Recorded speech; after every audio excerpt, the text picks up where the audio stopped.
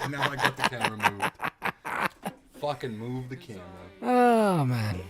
Hold on. This way.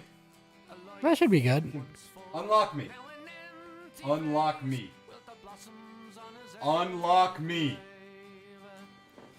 I don't know, now I don't like it. Follow me. Or track me. Go up a little higher. Over here. And down a little. Unlock me. Unlock me. There we go. Oh my Fucking God. perfect right there. Fucking perfect right there. What's going on, everybody? Alright, per the usual, how do we fucking sound? Am I too loud, too low? Oh, damn, that's way too loud. Check the volume, it's like all the way fucked up. Oh, yeah. How's that sound, guys? Too loud, too low? Yeah, let us know. Music need to go up, down? Snark's goddamn tiny.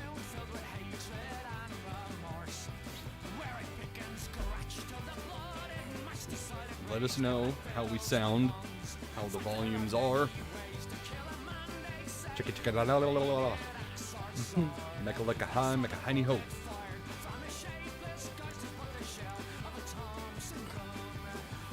Audio levels are good, and this time I made sure my laptop and headset were turned up. Thank you, Snark.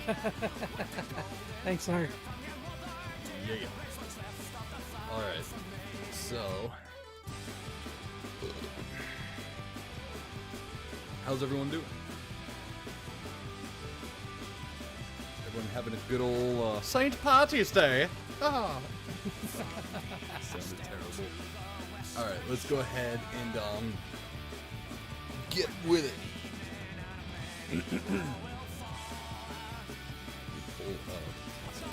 Before we get started.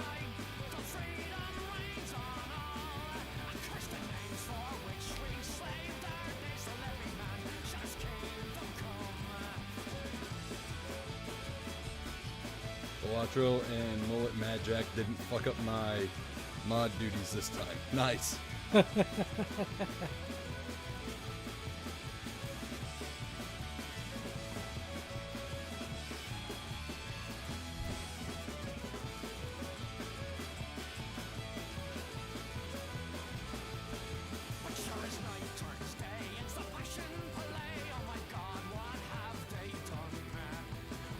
That's interesting. I wonder what that is.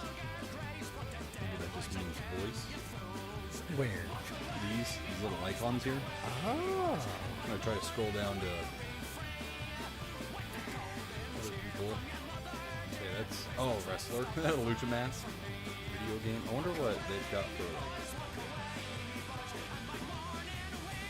Oh, okay, the YouTube button. Okay, cool. That's fancy. You can click on it. Oh, cool. Neato, gang. Yo, what's going on, Anonymous Mystery? Yo, yo, how you doing? Alright, let's go ahead and cut the shit. Get to it. Let me take a sip here. What's going on, nerd geeks and gamers alike? It's your boy Nerdy Nick, back with best friend Josh. What's up? For another episode of the Nsquared podcast. But before we get ahead of ourselves, I'd like to go ahead and thank our sponsors over at HubDaddyStore.com and W.GG.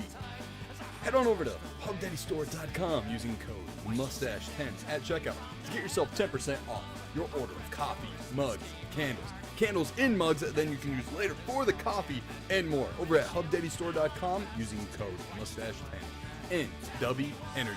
Head on over to W.GG using code Nsquared10 at checkout to get yourself 10% off your energy drink supplement order. Whether that's ready to drink in the can or in the powder form to mix whenever you want, the choice is yours. 150 milligrams of caffeine, nootropics, and other goodies straight into your system. No artificial colors, flavors, additives, none of that. All made under GMP guidelines here in the US of A, baby. That's right. No tariff tax on that. So, once again, W.GG using code Nsquared10 at checkout. And also, Game On Expo, April 4th through the 6th this year. Phoenix, Arizona, celebrating its 10th anniversary. That's right, 10 years of the Southwest premier gaming and anime event extravaganza of the year. With amazing guests like, Tony Hawk, the man, the myth, the legend, Mr. 900, Tony Hawk will be there. We've also got guys like Angry Video Game Nerd, James Rolfe, and his band, Rex Viper, playing. Don Bluth, the amazing animator who has made such awesome classics like Five Goes West and Land Before Time and more. I mean, guys, they've even got, and it's official, we can say this now, and I'm gonna go ahead and do this. We are in the guest lineup, baby! Woohoo! Who are these fine fellows appearing Friday, Saturday, and Sunday? Well, it's none other than your best friend Josh and Nerdy Nick 91. In the bio reads, Nerdy Nick and best friend Josh of the Nsquared podcast are a highly entertaining duo that cover a multitude of subjects on their weekly recorded show and gameplay live streams. During a break from filming YouTube videos, Nick had the idea to finally start up his podcast and only had one co-host in mind, his best friend Josh. 2 years later, now with listeners in 20 different countries and growing, it's safe to say the Nsquared podcast is rocking and rolling. Gamers at heart with humble beginnings, you never get an episode without the latest game talk, not to mention news on professional wrestling, movies, comic books, and more. They're always down for a great conversation on anything nerd, geek, and gamer alike, with a passion. That's right, fellas and ladies. We will be appearing at Game On Expo. So do yourself a favor, and do us a favor, head on over to Game On Expo's Instagram account and give our announcement post a little bit of love. Put some hearts up there. You know, do the thing. Even if you're not attending, go ahead and support us over on their Instagram page. We've also got the likes of Metal Jesus, Radical Reggie, John Hancock, John Riggs, and so many more other people over at Game On Expo. Recently it was announced the Pacina brothers, Carlos and Daniel from Mortal Kombat fame, will be there. Anthony Marquez, who was the original Kung Lao in Mortal Kombat. Ho-Sung Pak, the original Liu Kang, the original Sonya Blade. Liz Malachi will be there, or Maleki. I mean, so many more people are going to be at this event. And not only that, but great vendors, great cosplay that you're going to see throughout the place. You got the Retro Championships. You've got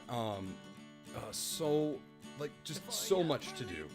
Pro wrestling, live pro wrestling will be happening as well. Some cosplay wrestling and just so much more. So once again, that's Game On Expo, April 4th through the 6th. Guys, it's going to be great. It's going to be so much fun. And I just want to say thank you from the bottom of my heart to Game On Expo, John Lester, and the crew for being the very first show to ever take a risk and maybe not a risk, but just take a chance on a low creator like me who's not anywhere near the likes of like Metal Jesus and whatnot, but being the first convention to ever have me as a guest years ago, and continuing to bring me and now best friend Josh out every year, and especially for this year, 10-year anniversary, hyge show, biggest event ever for Game On. It's going to be great. They've expanded the floor even more. I'm hyped, and I am just eternally grateful to John and Game On Expo for being that reminder of why we do this.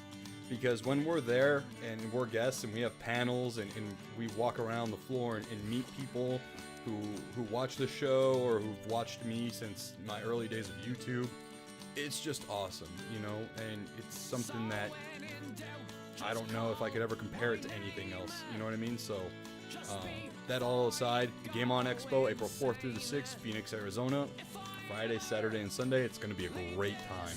Oh yeah. And also, we are viewer supported.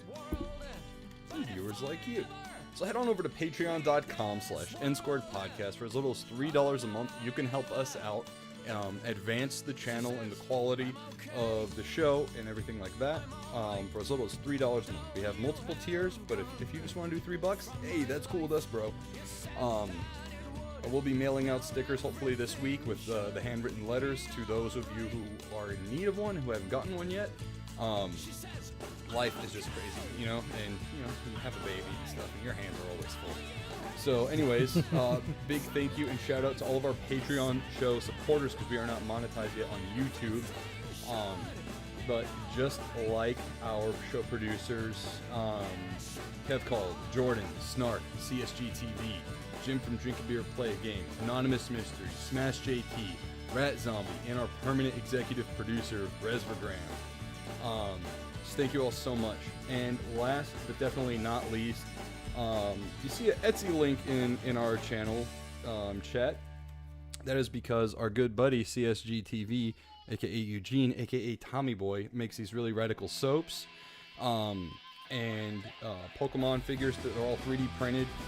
He's an art teacher, and you know how it be with teaching. You know, the school gives you a very limited budget, and most teachers have to dip into their own wallets and stuff. And with him, with 3D printing and everything, and being an art teacher, he has to pay for a lot of his supplies out of pocket. So, you know, he makes this stuff, and all of it goes right back into his teaching funds. So if you feel, you know, the need to support somebody who you see in the chat very often, that would be the way to do it. With all of that out of the way, age-old question. What's up? What's up? Well, I don't know, laddie. Why don't you tell me what's going on? It's St. Paddy's Day. I'm Irish. I'm a leprechaun. Ah, man, you do fucking voice impressions really good, man. I know, man. I should be in the fucking industry. I need to get with my manager, or agent, whatever I want to call him, Derek, and be like, hey, point me in the fucking right direction. You're going to make more money. Right.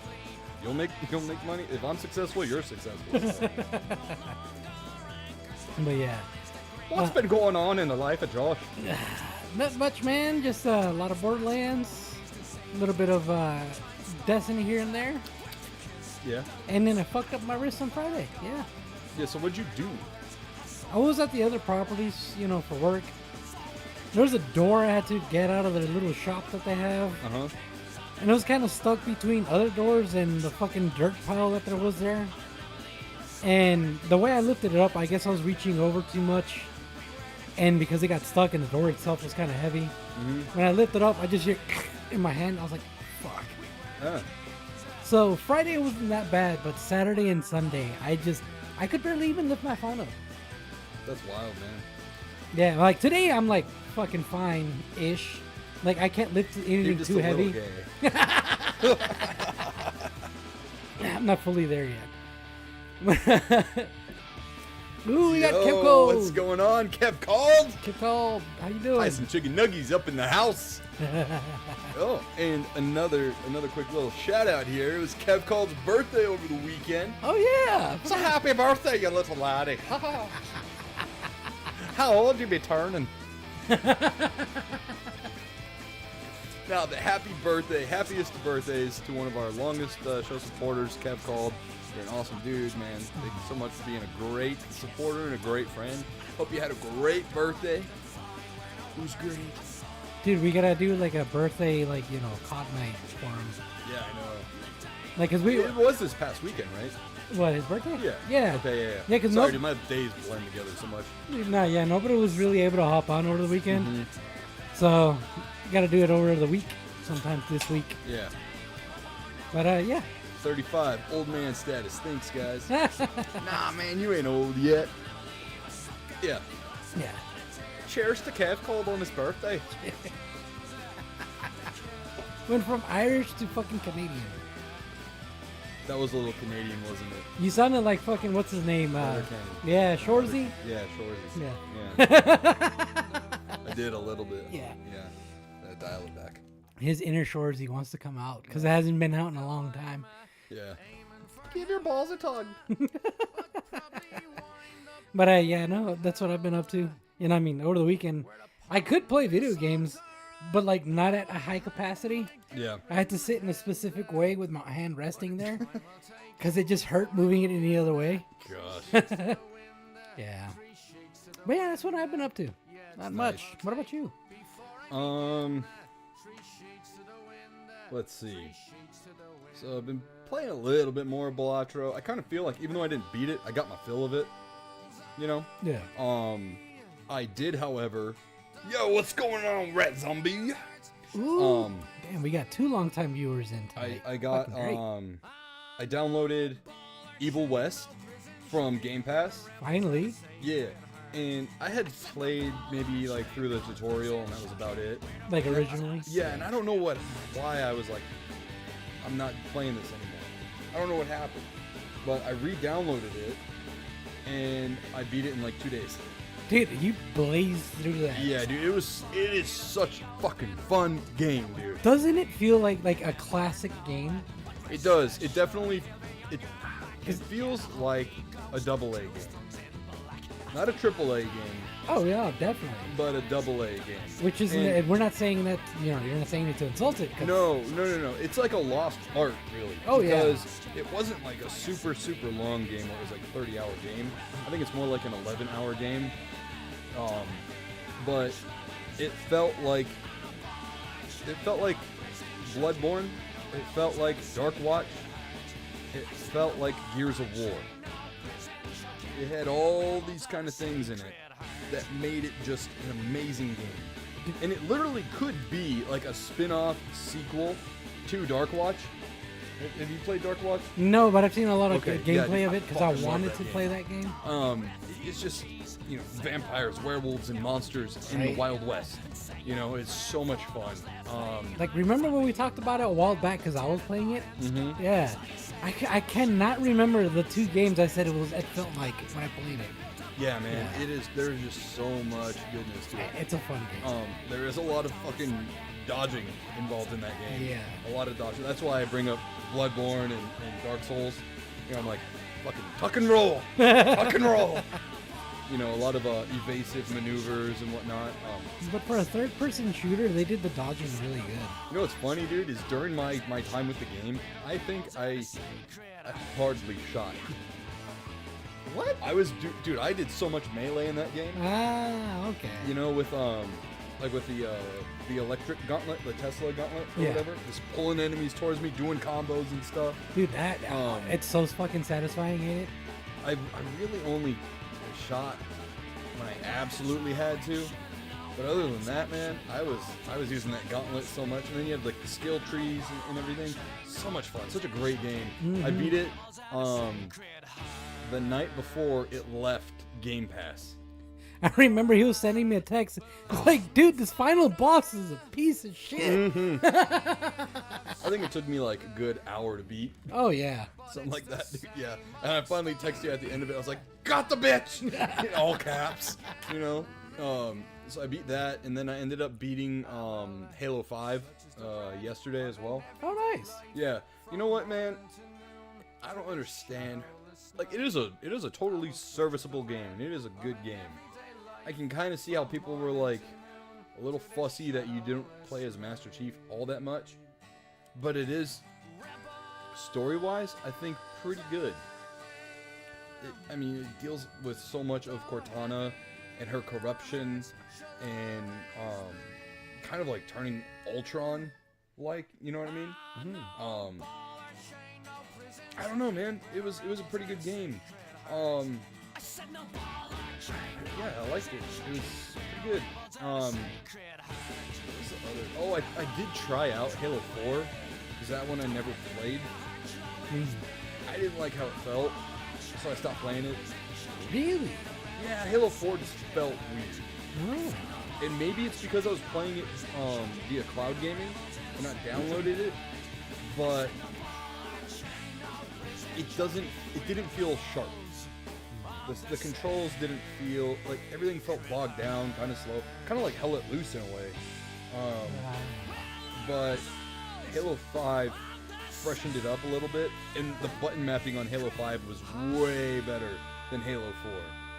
Like, Halo 4 had right bumper to reload, instead of that being like the melee What? or something. I don't remember. Yeah, it was all weird. I didn't like it though.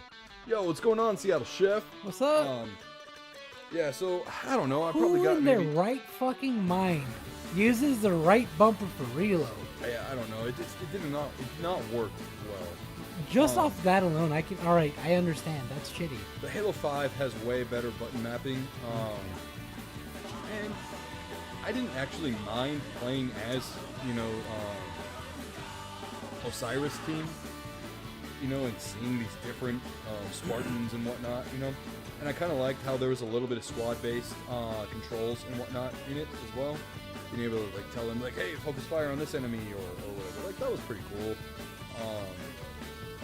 It expanded on the lore a little bit more with Halo and everything. Yeah, I liked it. I need to figure out how Halo 5 ties in with Halo Infinite again. Because I don't remember all that much of the... I don't know, man. I was there for you when you started it too, and I can't remember. Like Halo Infinite opens with like Master Chief like floating in space, and this one dude gets him. Like the soldier, the UNSC soldier. Yeah. Brings him into the ship and like tries to defrost him or whatever. But it's like, how did we get from here to here? I need to bridge that gap again. I think Halo Reach was my favorite campaign post-trilogy, says Kev Gold. You know what, dude? I do too, as a matter of fact. Halo Reach was actually Bungie's... It was either Halo Reach or ODST.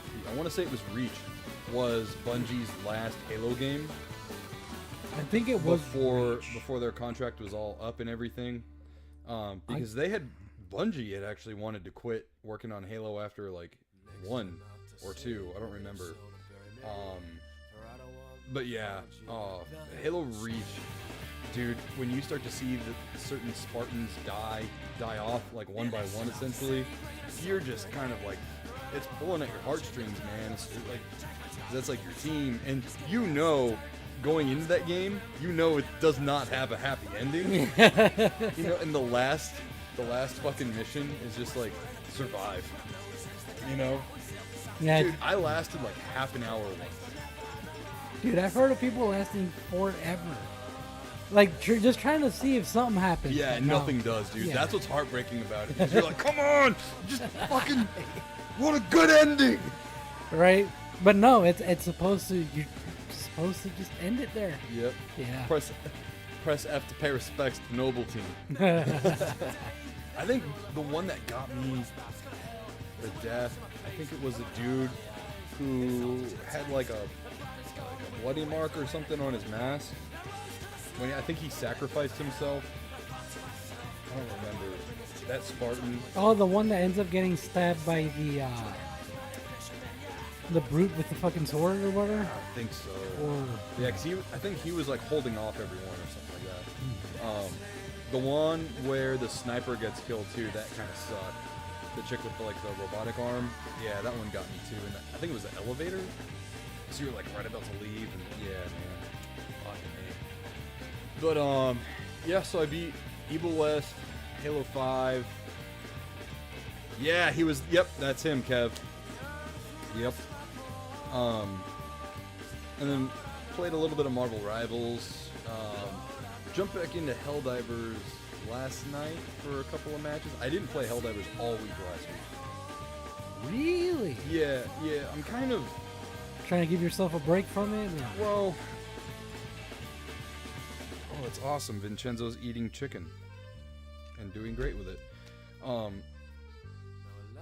Yeah, no. So I'm kind of bored with like the what do you call it?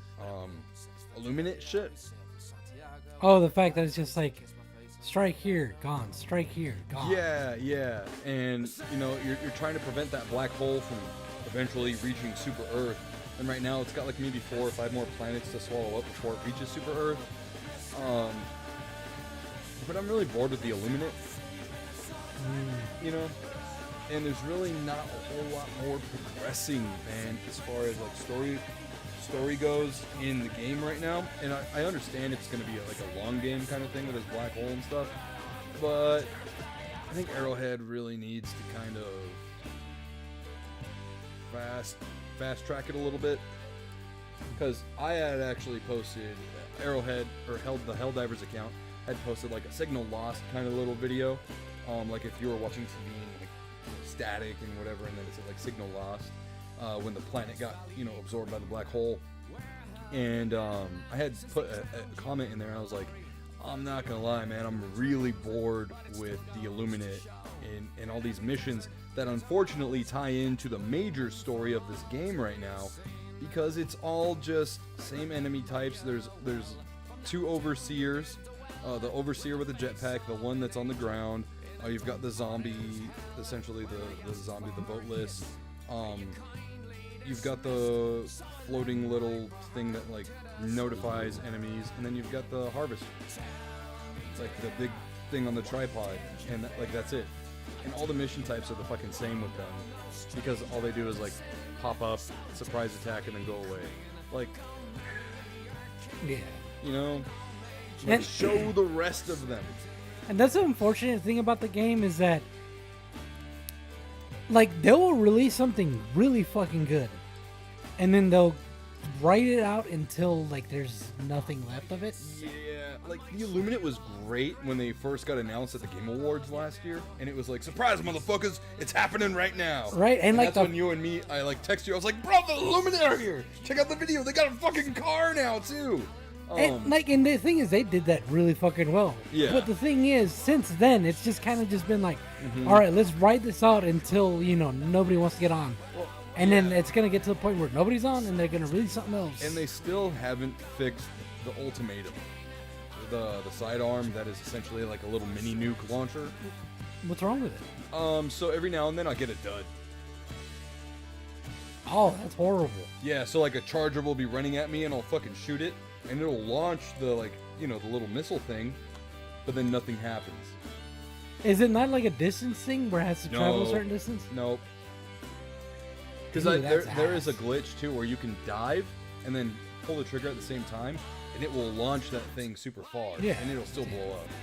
So, I mean, it's a problem. It's a known problem, but they need to.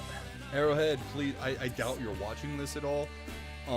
But guys, if you could please fix that, because this is actually a weapon that you pay for in the war bonds with money. And the thing is, like, when you launch in, like, even if you have the whatchamacallit booster that like lets you like spawn in with full ammo. Oh, the Hellpod utilization. Hellpod utilization. Yeah, because you get to drop in with full ammo for everything. Oh yeah, like stims, grenades. Yeah. Not with ultimatum. Yeah, with ultimatum you still only get one shot. When at full ammo capacity you have two shots. Which tells you guys who are watching and whatever who don't know, it's a very strong weapon. Oh yeah. So you can only really carry 2 rounds. If you had like 12, it'd be like wrecked. Yeah, right. Think of it like a pistol with a giant warhead that you pop into the barrel of the pistol and you shoot it, and the warhead is so heavy that it just kind of like wobs and doesn't go very far. Yeah. Rat Zombie says Dirty Baja Blast just hits right. Oh, he's got another one. You got one, you dirty dog. Yeah. But yeah, man, when it comes to like defective stuff that's like a paid for thing, I mean, look I have 3,000 super credits right now in the game, and the super credits is basically like your V-Bucks, right, for Fortnite or whatever. You can buy them and then use those super credits for items in the game, or you can find them and farm them in the planets and missions and stuff. Those 3,000 are just super credits that I found. So you don't have to buy things, but I like to support Arrowhead. It's a $40 game on modern consoles. So, I mean, the game's cheap, and I still enjoy playing it. Like, it's a fantastic game. So I'll support the studio, you know? But yeah. Like, granted, I don't play it as much as you do. You should probably play it more. But even then, like, when I do hop on, I'm like, fuck, I want that. I'll spend a couple extra bucks just to get the fucking... Yeah, I mean, like, technically, they don't do, like, season passes or anything, but they have these things called war bonds, which are, like, 3 pages of items that you can buy and unlock and everything like that. So, I mean, and those are only $10 or 1,000 super credits. Right. So I have enough super credits right now to buy 3 of these things, which is essentially me saying I have enough in-game currency that I've actually farmed or found in the game itself, and I have enough of that for 3 technical season passes, I suppose. Right. Yeah. Yeah. But anyways, yeah. Marvel Rivals. I got that's pretty much what I've been playing. Yeah, when I got here, he was rant. playing Marvel Rivals. So. It's a fun game, man. I like, but I also dislike that you actually get reprimanded if you quit early or like leave a game, because like having a baby, sometimes you need to drop what you're doing and go deal with the baby. Yeah. Which is like double-edged sword playing that game. But yeah. So before, let's see.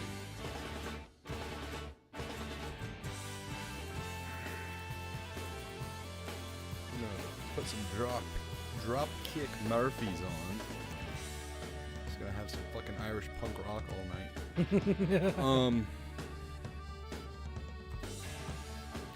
I feel super hot. Feel super white. Yeah. Fucking love this song, dude. You ever heard this? Oh yeah. Who hasn't heard All this right. song? So, it's time for our Patreon question block of the week. See, if we had a soundboard, I'd be able to do like reverb and stuff. You know what I mean? So, first up from Anonymous Mystery. She says, Homer's The Odyssey is getting a remake with its release in 2026. I'm excited for once with a new movie adaptation. Do y'all have any thoughts about it? So, have you looked into or heard of The Odyssey being remade on film? I did not know that. And I think the last time I saw The Odyssey was like in fucking, like, I don't know, middle school? Where we were doing like a review of the fucking film. Okay. Like the OG's film. We'll go back to overview and we'll just do the IMDb. We'll go over the cast here. So it's directed by Christopher Nolan. It's promising. Yeah, no, definitely. Batman director. Good trilogy there. This follows Odysseus and his perilous journey home after the Trojan War, showcasing his encounters with Polyphemus, the Sirens, Circe, and finishing with his reunion with his wife Penelope. Writers: Homer and Christopher Nolan. I mean, like, bro, Homer actually has a fucking link. Like, he has a name that you can click on. So let's see. It is already being filmed. That's an image of Matt Damon. Wow, it does not look like Matt Damon, actually. It does not at all. And then Christopher Nolan and Tom Holland. Is that Tom? Yeah, that's Tom Holland, aka Little Spider-Man. There's really not a lot to see off of this. The cast is like packed. The cast is a who's who, really. You know what it reminds me of? Jam-Packed June, where we talked about ensemble movies. Yeah. This is an ensemble cast here. Big time. So you've got Robert Pattinson, John Bernthal, aka the Punisher, Shane from The Walking Dead, Tom Holland, Anne Hathaway, Zendaya. Okay, just for that, the movie's gonna be bad. Yeah, dude, I feel like whatever she's in is not that fucking good. Granted, Dune was not bad. Still gotta watch the other Dune, but still. Dune looked like it would bore me, so I didn't even bother. Oh, the original Dune? The first, well, I mean, No, I the mean, one yeah, in the the 80s, first. I've seen that one from the 80s. I mean, But- yeah, but I meant like the first Dune, yeah. Yeah, the first one, I was like, this is like more fucking of a drama than anything. The thing is, it's because Dune, the first one, was a build-up to everything. Feed the starving kids in Africa says, please send money to the kids in Africa. Over and over and over again. We're probably getting spammed right now. Snark, can you please? Yeah. So anyways, Matt Damon is Odysseus. Oh shit. Matt Damon's the main character? What? I had no idea. Interesting. John Leguizamo, Ryan Hurst. John Leguizamo. What Yeah, the I don't know fuck? who he's going to be playing. And it's interesting because a lot of these actors here that we're naming don't have a character under them. The only ones who are actually given characters under their names are Matt Damon and Tom Holland. Tom Holland will be playing Telemachus. Thank you, Snark. Much appreciated. Anonymous Mystery says the cast was surprising. I'd rather have nobody's, pun intended. Yeah, I mean, we'll see. We'll see what happens. Normally with movies like this, oh, you're good, Snark. Normally with movies like this, when you have a cast like that, they're kind of not that great, but I don't know. We'll see. I mean, I don't know. I'm all about like big epic movies, so I mean, I'm pretty excited. But at the same time, I also didn't see Gladiator 2. yeah, I mean, neither. granted, it came out last year. Last year, we just had the baby, Yeah. you know, but still, I Like, don't know. the only reason I didn't see Gladiator 2 is because I felt like Gladiator 1 was a complete and whole, like completed story. Like there was no necessity for it to continue. Yeah, there really was no need for Gladiator Yeah. 2. Yeah. So for the whole the Odyssey remake, I understand because you know they're making a lot of remakes, but I'm also Yeah. afraid because they're gonna do some kind of fucking spin or twist with the whole fucking woke shit, and they're not gonna Yeah. make it the original Odyssey story, and it's gonna be some modern take on it. So yeah, that was kind of my worry here too, with like when the Odyssey was announced and everything. But I don't know. We'll see. We'll see. They're obviously keeping a lot of it under wraps. Which is not always a good sign. I mean, yes and no. I feel like too much gets fucking spoiled nowadays. Yeah, no, you're right about Like, that. look at- you're right about that. And this is a subject that we're going to talk about in a little bit here. Mortal Kombat 2 movie. What do you know about it? Nothing. Yeah, I mean, Carl Urban's Johnny Cage. Like, dude, that shit's been like fucking tightly sealed. You know what I mean? But we're gonna talk about that later, so we'll get back to it. Yeah. Um, Don't want to say too much. Yeah. I hope not, but it's mythology. Yeah, Yeah. yeah. So I mean, it's not like this is like true events or whatever. But like, if they made like Odysseus, like, no offense, but like a black dude, just for racial swap's sake, I'm like, come on. I mean, they already have Zendaya on it. Yeah, so I was watching a video from a channel I like called Heavy Spoilers today, and it was pretty much about like the Snow White movie that's coming out that Disney is kind of like secretly just kind of pushing out and hoping it goes in theaters and then goes out, you know, and like no one talks about it or whatever. But that movie is like wrapped in a lot of, in use of a better word or term, personal agendas, so to speak, you know, which is interesting, like just based off the cast itself. So you have Rachel Zegler, who plays Snow White, who's not white, which is funny because Snow White is called Snow White because of how white she is. Yeah. You know what I mean? She's as white as snow. Yeah. And she is like pro-Palestine, and her co-star, the evil queen, Gal Gadot, is from Israel.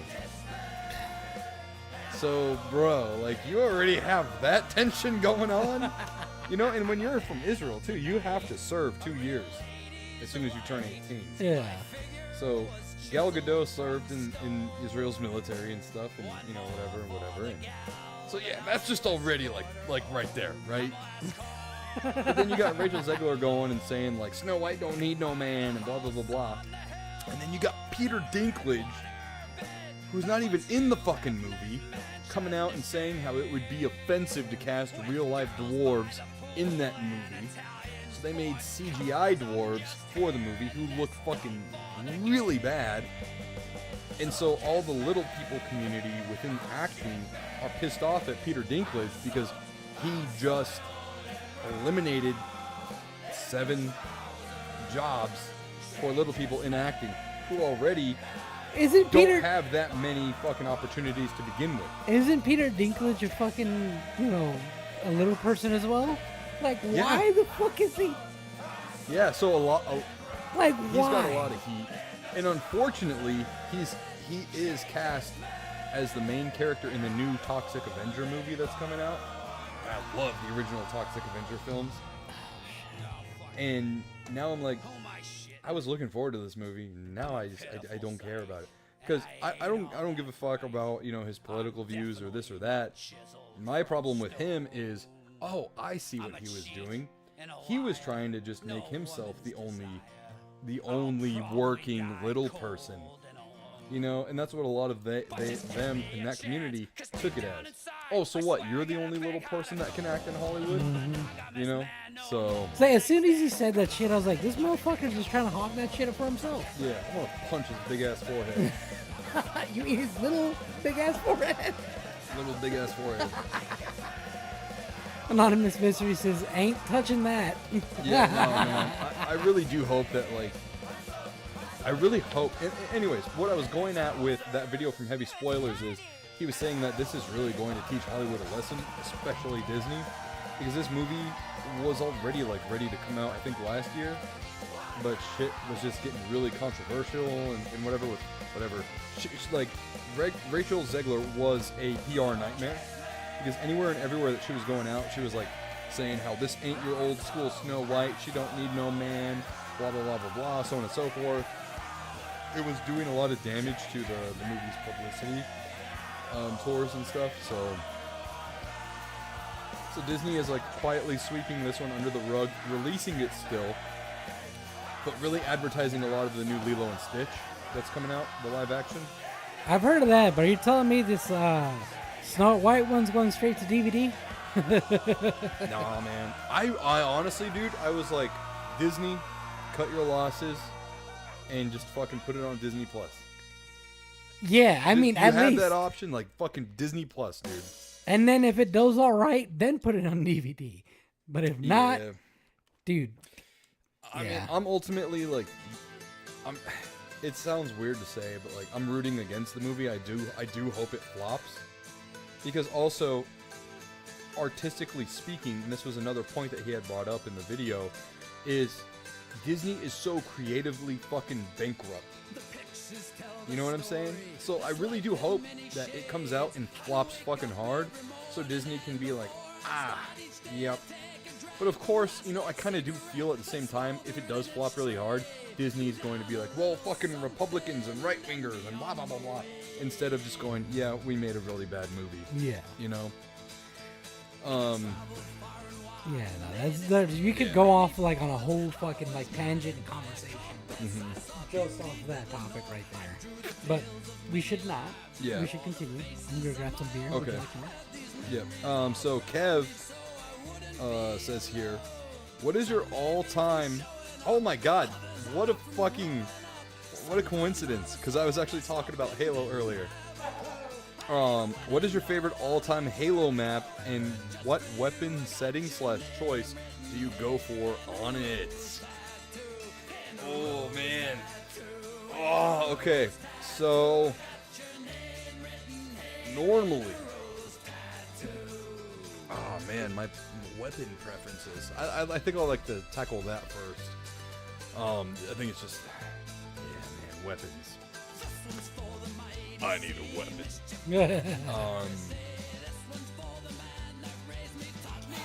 Okay. So.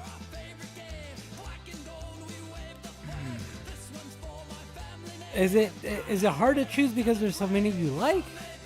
Well, I'm trying to think back in my MLG days.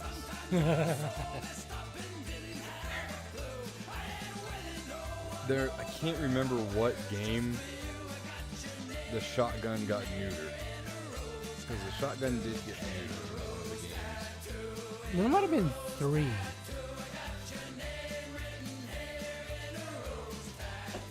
Because which one had the map where you could drive that giant, like...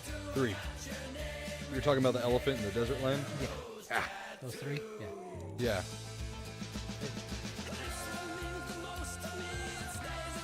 Yeah, Josh, can you... How dare you Dr. tell Pepper me? or a root beer? How dare you? Or, there's a Pepsi Storm right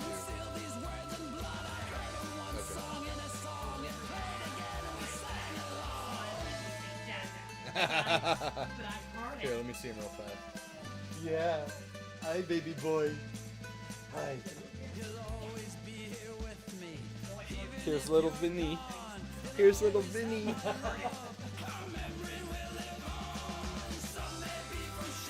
Don't stare at the box lights, okay? Shotgun does beat sword. Agree 100 times over. Right, because it has just slightly more range, which is way better. Well, and look and you can get locked up. So say, for example, you're using the sword, and you go and you get into that animation, right, where you're lunging and swinging. Yeah. There is a split second where the shotgun can beat it. Oh, yeah. And it's just all about timing. It's all about framing and animation where you're able to time it. Mm-hmm. Yeah. Everyone loves you, buddy. Look at Anonymous Mystery says the real star. Kev Called says king. And Snark says he immediately stares at Josh. I don't know why. Babies do that. It's well, you're here once a week. So it's like, yeah. Well, I've definitely had it where babies, like, there's a bunch of us that haven't seen the baby at all before. It's our first time. Baby stares at me. I don't know Maybe why. it's your glasses or something. I don't know. I don't know. Yeah. He's wearing his jeans and his lucky St. Patty's Day shirt. Yes. We're talking about... Oh, that was a good smile. Yes. We're talking about Halo. Yeah. Are you looking for the game? Anonymous Mystery says, gun show, little bro. Yeah. He sounded unsure about that. Ooh. He's unsure because he doesn't know if you guys are ready for it. Vincenzo. Right. Vincenzo, gun show. Flex your arms. Ooh. Capricorn says he's got his Boston Southie Irish outfit. That's right. So yeah, I would have to say shotgun, and for my secondary, the BR. Or no, what is it? It's not the battle rifle. There's another rifle from... What's wrong, buddy? Is it because I'm not paying attention to it? Megavania fan says, gun show. Are you bored now? What's wrong with you?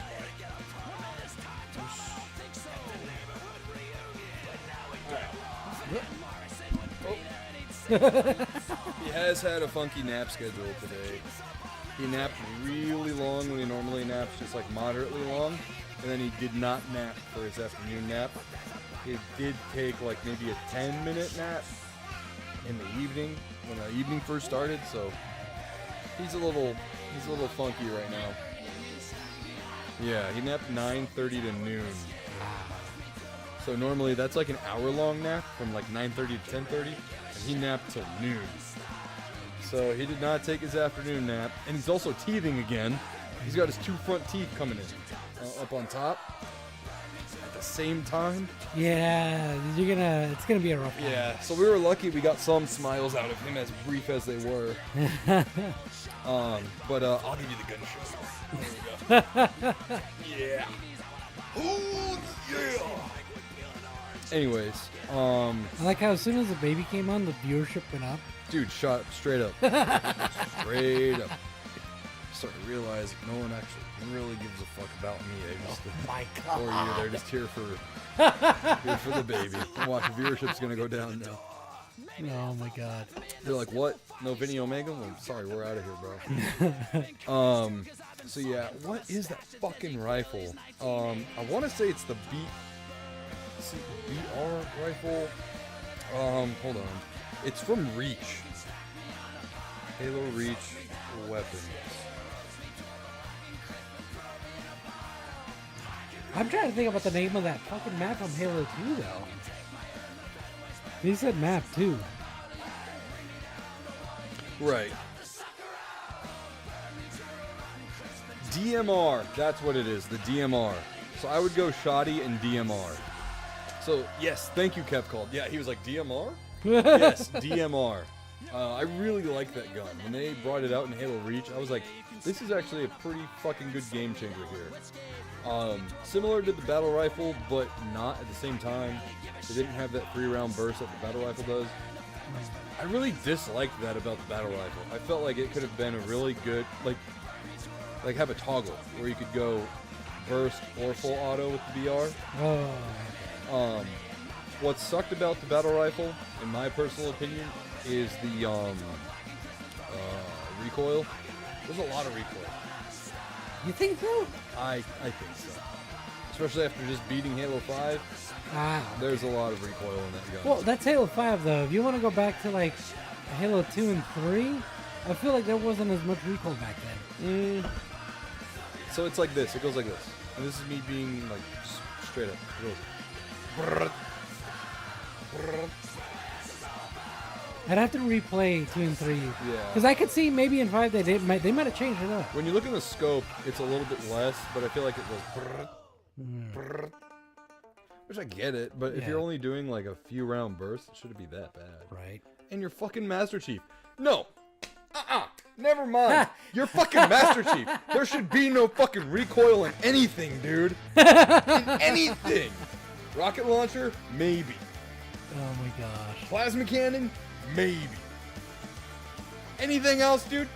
You're fucking telling me the 7-foot fucking robotic cyborg fucking Titan is getting recoil from a pistol? Well, he's not a cyborg. He's just genetically enhanced. He is augmented. Genetically enhanced, isn't he?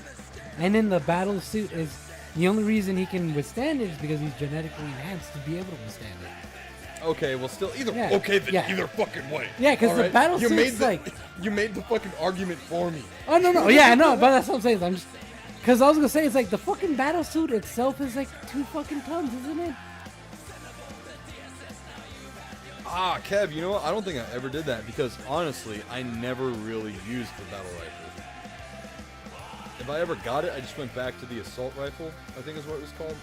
Just the standard one that like looked kind of weird. Oh yeah, the one with the sleek like over. Yeah, it had like the ammo little counter. Yeah. The one thing that sucks about that gun is the fucking like, inaccuracy of it. Yeah.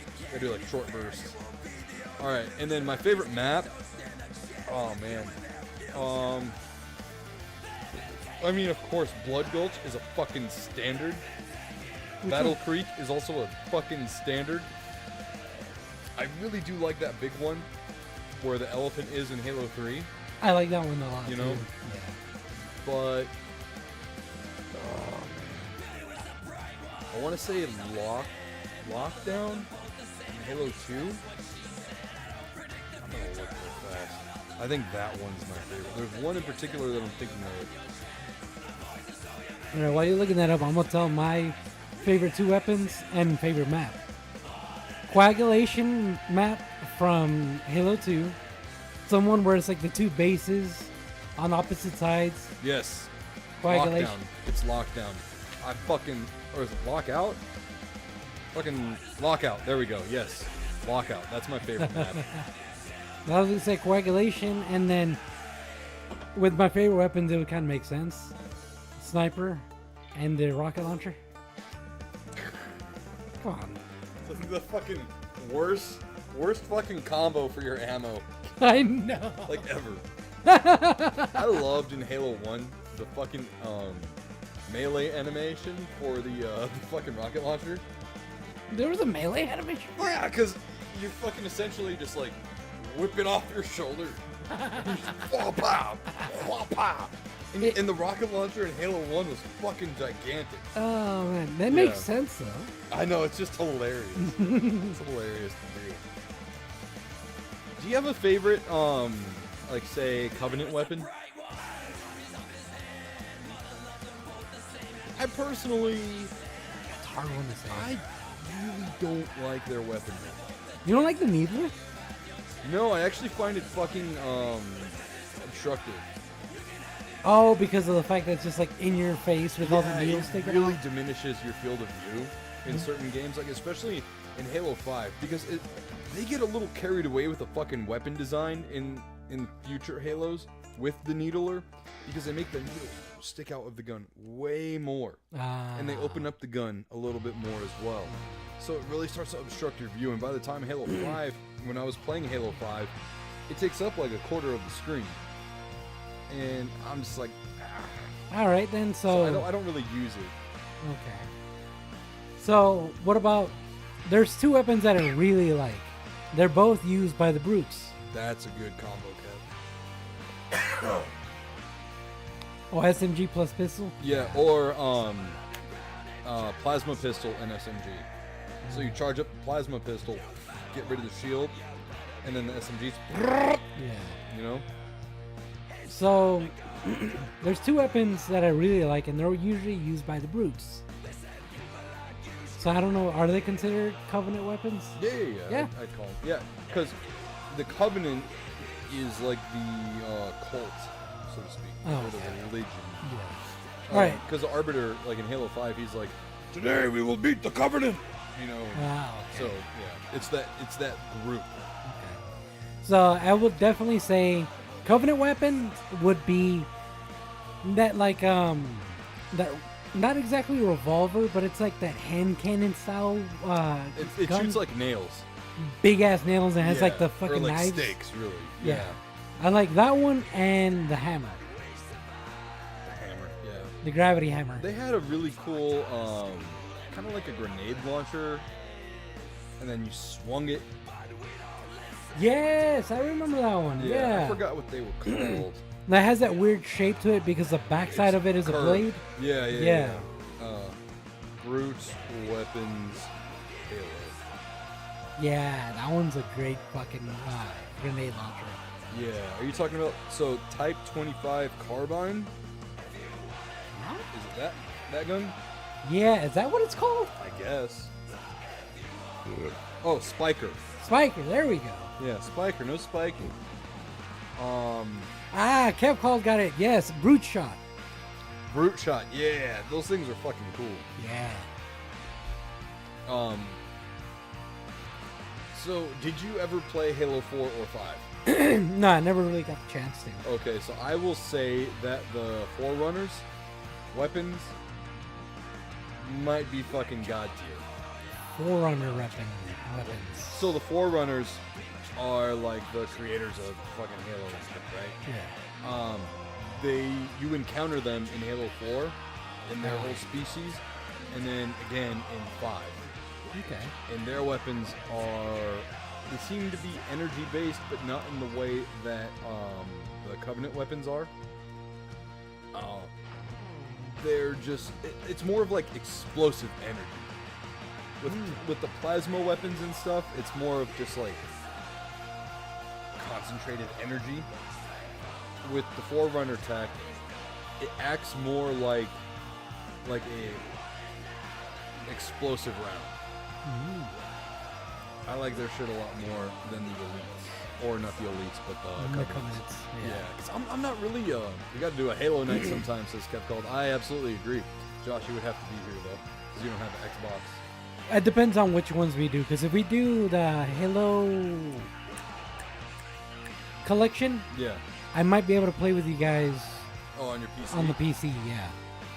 But if we do like Halo, like 4 and 5, yeah, I'll definitely have to be here. Which I mean, I'm down for. Well, actually, I don't know anyone who's playing 4 or 5 online right now. I mean, we could do like the Master Chief Collection, because everyone is always playing that. It's either that or Halo Infinite. But actually, any of the Halo games are available to you on PC. So yeah, it's just my PC probably might not be able to handle Halo Infinite, but I'll definitely have to check. It might be able to. I'll have to check. We could just do an OG Halo night. I would fucking love that. That'd be fucking great, man. Hell yeah. Blood Gulch, Battle Creek. Yeah, those are the only 2 maps that you really need. Snark says, if you all do that, let me know, because I might need to move them from cold storage. Yeah, that's pretty much what I do, man, is I just download the Master Chief Collection when I need to. You have to plan for it, because it's a huge download. I know. You know? I have the game physically, but it's on Game Pass, so I just fucking do Game Pass instead.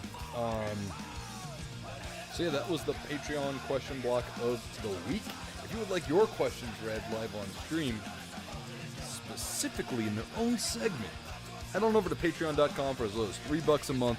You can, have your questions highlighted on the Patreon question block of the week. And before we move on to our first topic of the night, I need to go run and take a tinkle. All right.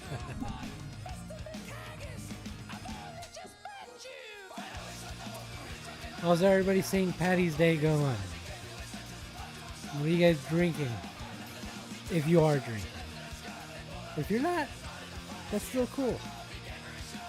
But we're drinking some 805. So we're drinking. Oops.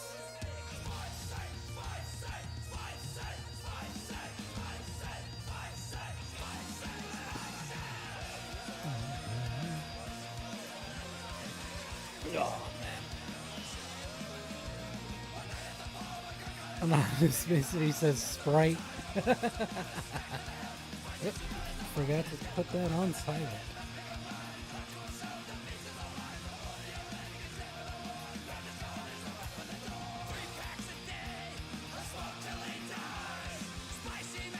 Put that on silent. Oh, I can barely. Right. There we go. Snark says Arnold Palmer and half and half. Wait, half and half. Arnold Palmer, half and half. Yeah, you could probably just stick with Arnold Palmer. I think everybody knows at this point what Arnold Palmer means. And make me thirsty for one. Those are fucking delicious.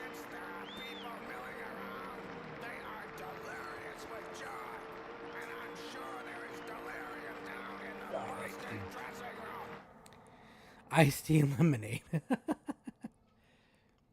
Oh.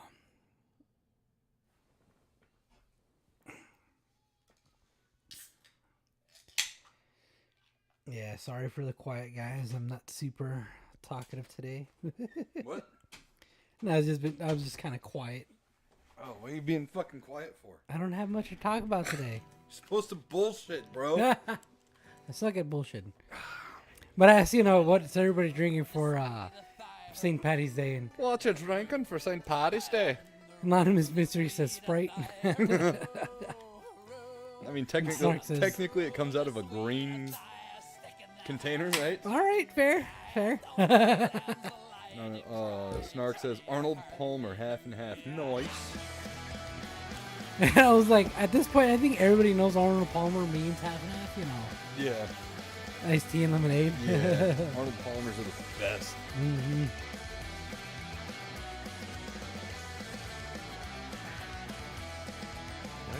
Whatever, we'll look that bit. I don't know why I bring this up. So we did get something sent, or rather they didn't send you one, I'm sorry.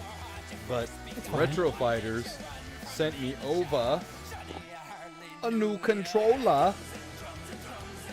So this is something that I love about Retro Fighters is they put effort into their box design that they ship, dude. This is like their shipping box, right? This is inside the shipping box. So they sent me over the D6 wireless gamepad. This is for the Dreamcast. This is a wireless controller, straight up for the Dreamcast, the Switch, and PC. So this is 100% wireless, and they even have like a little cool VMU adapter as well.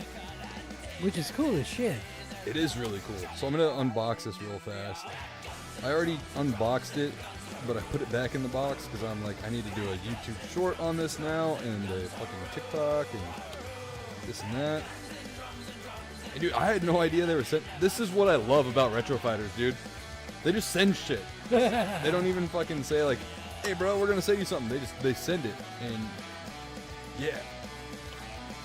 The thing is that their products are really fucking good too. They are very nice.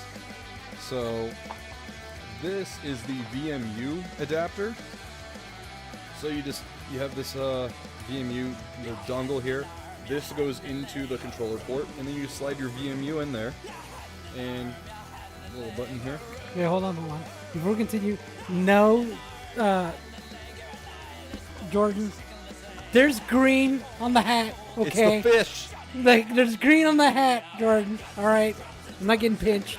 And then you've got a USB to USB-C cable here to charge. And then there's this USB dongle if you want to use it on PC. You just plug this into the PC. Nice. Yeah. Hold on, the wife's text. If you're watching, can you please stop texting me? Like, this is not important. Anyways. Jordan says, no, that doesn't count. Yes, it does. It does count. It's green. See? He's got green on him.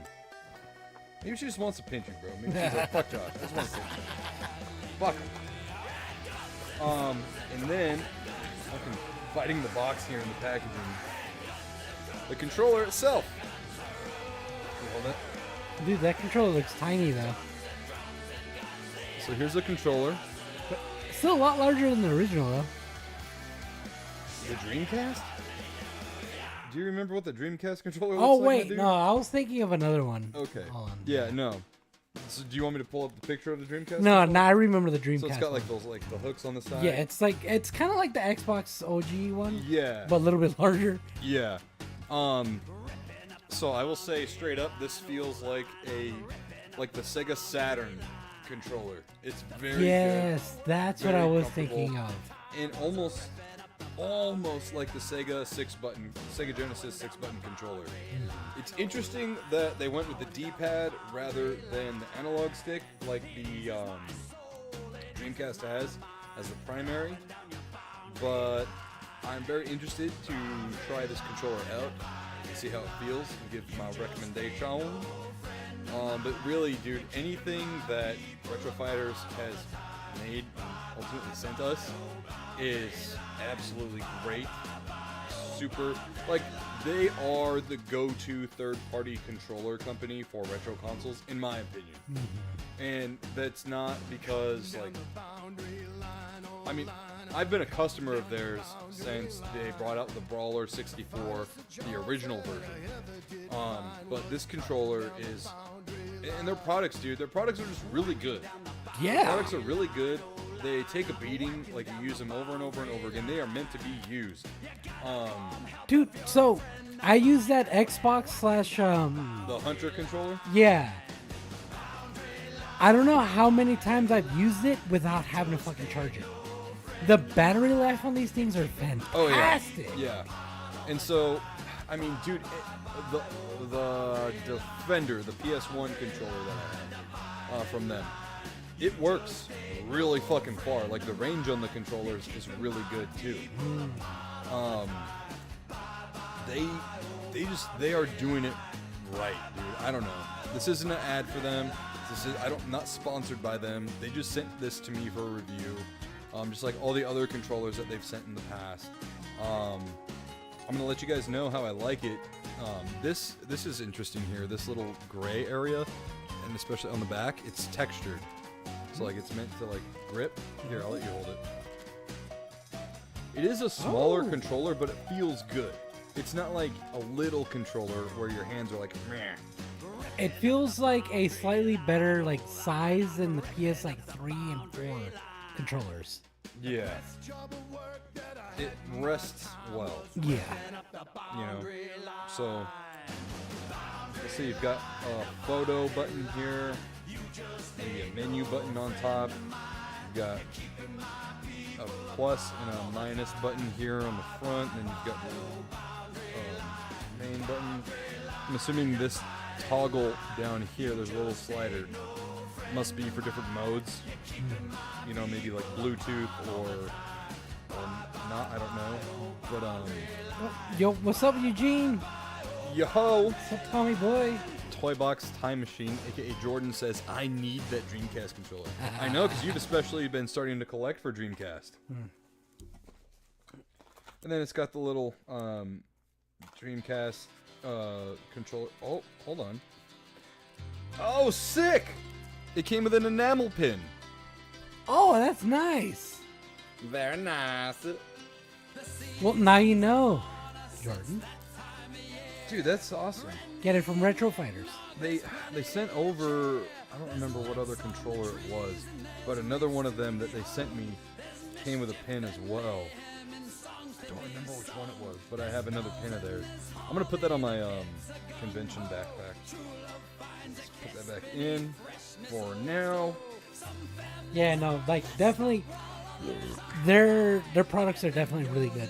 Yeah. Like that, the Hunter one that is that what you said it was called? The Yeah, Hunter? it's called, the Xbox one is called the Hunter. Yeah, because it works on Xbox, PC, and Switch, I think. Yeah.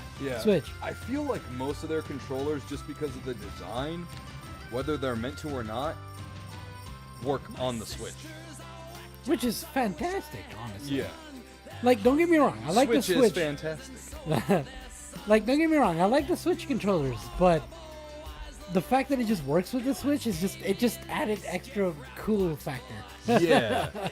Well, and one that I like in particular for the Switch, because I have the expansion pack membership with all the N64 games, is their Brawler 64 for the Switch.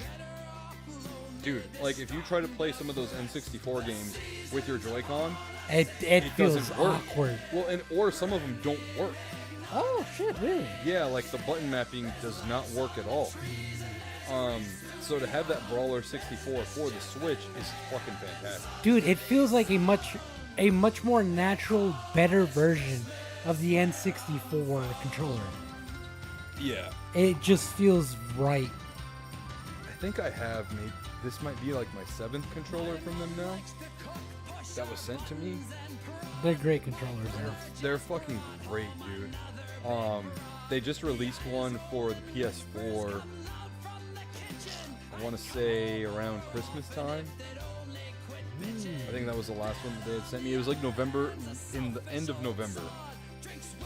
But I will always sing the praises of Retro Fighters, man. Always. I mean, unless they make a bad product, but they've yet to make a bad one, in my opinion.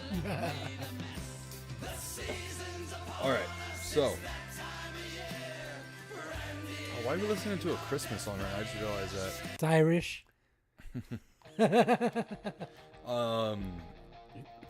We're gonna go into display capture mode here because we got something really neat to talk about as far as Mortal Kombat goes.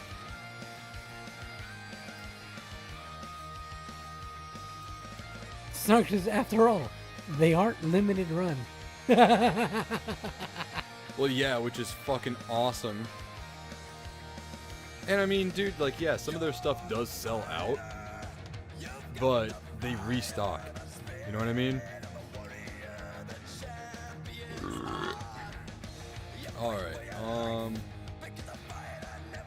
You know what? Let me go to Instagram.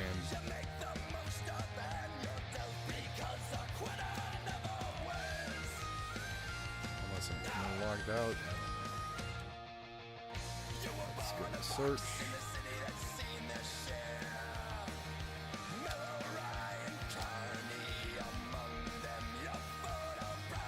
Mortal Kombat movie. Here we go. Okay.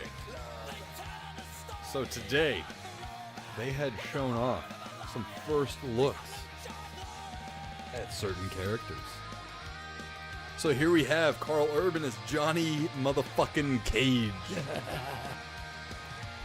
So we got Carl Urban here as Johnny Cage. There's Sonya, Jax, and Liu Kang.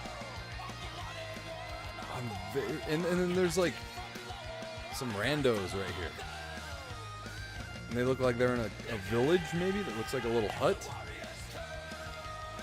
Very interested to see, like, what's on the other side of this, right? Because Johnny looks try-hard here.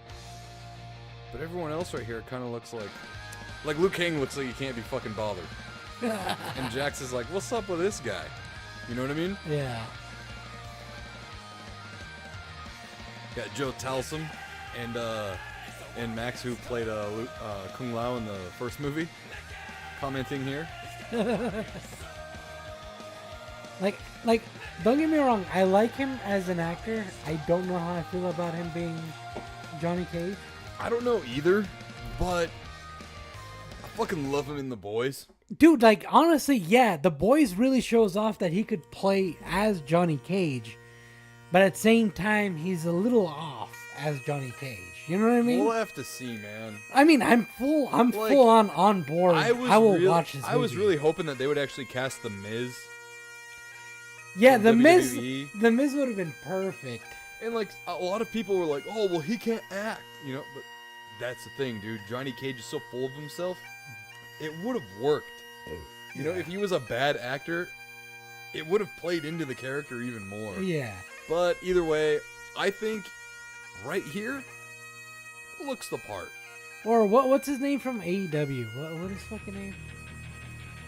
The super self-absorbed dude? Best Friends? Best Friends. Oh, Orange Cassidy? No, not Best Friends. Fucking... Are you thinking of MJF? MJF, yeah. Nah, he looks nothing like Johnny Cage, though. That's true, but he acts a lot more like him than you think. Acts like him? Yeah, sure. Yeah. But, dude, the looks immediately would take you out of it. Yeah, Yeah. fair. Yeah. Carl Urban, too, is like... His looks kind of take you out of it, too. You know what I mean? I don't know, man. Let me see. MK1, Johnny Cage. Oh, you think... Oh, no, MK1 is when he's young. Because that's where it goes, like, back in time. Let's see, 11. Oh, MK11, Johnny Cage.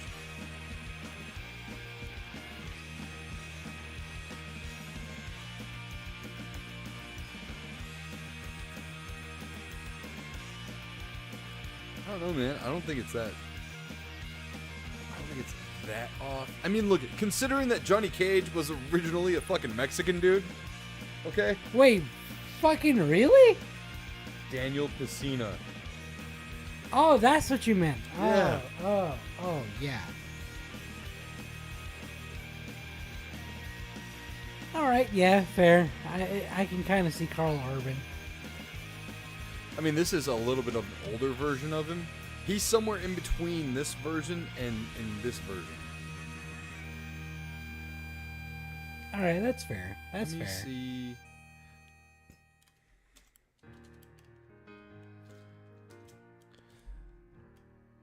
Oh, this is him with when he's like Jean-Claude Van Damme. Tommy Boy says the only requirement for Cage should be you can do the splits. Which I don't think Carl Urban can do. Yeah, I don't know. Yeah, there's the Jean-Claude skin for Johnny Cage. Like, I'm glad we got Carlos as Johnny Cage.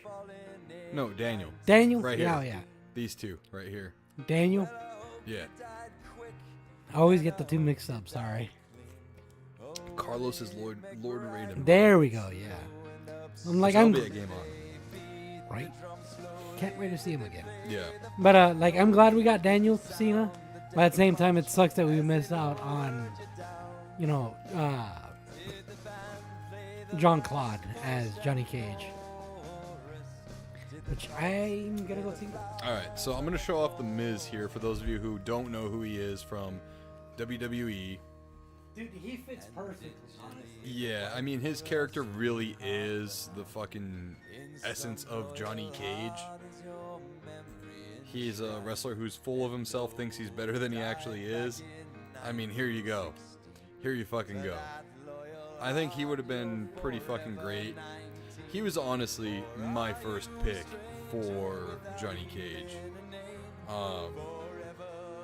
Kind of a shame it didn't happen, I'm not gonna lie.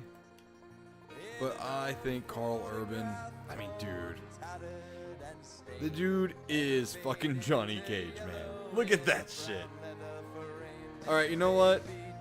I'm gonna save my thoughts for the movie.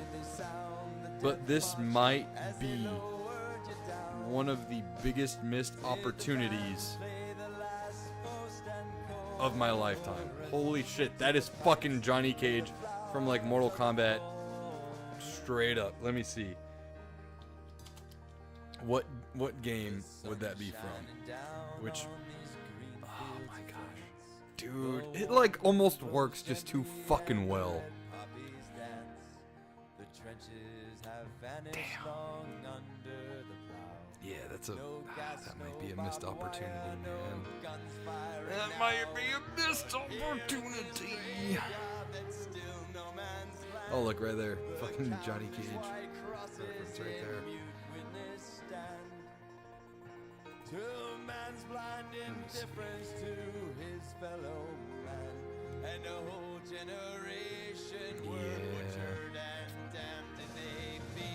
I don't know, guys. What do you think? I mean, yeah, Carl Urban looks alright, but at the same time, bro.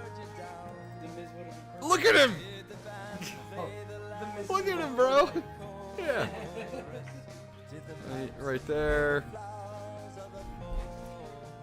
I mean, dude, yeah, that's fucking Johnny Cage. Fuck. This might be the biggest missed opportunity of my lifetime. I don't know, we'll see though. We'll fucking see, okay? Anyways. Snark says it better be an improvement over the first film, which I absolutely hated. What? Are you talking about Mortal Kombat, like the reboot movie? Bro, I feel like too many people are way too fucking hard on that movie. I feel like too many people got their fucking dick stuck in the first one that came out in the 90s. Like, if you rewatch that movie was bad. As much as I love that movie. We had sung its praises during the series of Summer Cinema. Yeah. For what, Martial Arts May, I think. But yeah, like, the movie has its fucking flaws, okay? Yeah. The reboot is not that fucking bad. It's not. And I don't care about the people complaining about, like, the audience character Cole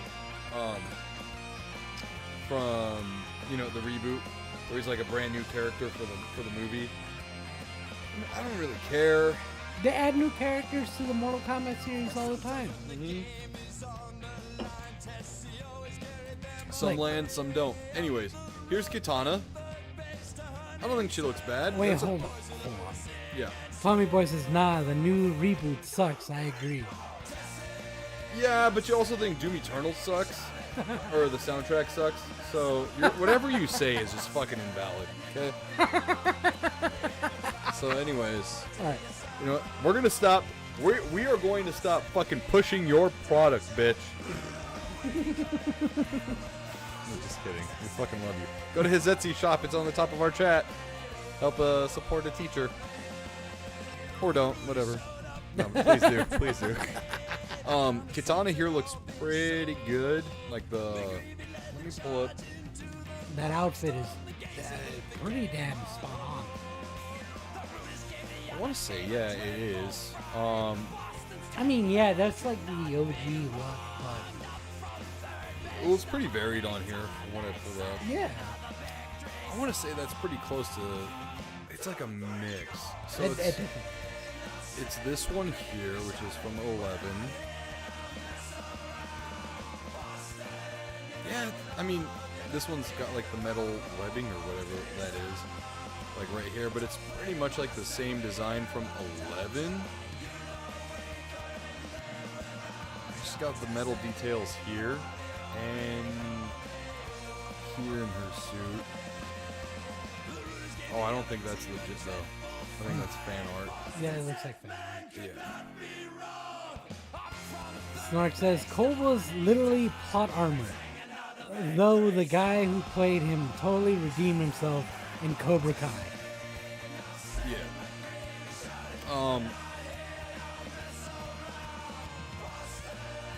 I think the fans look good.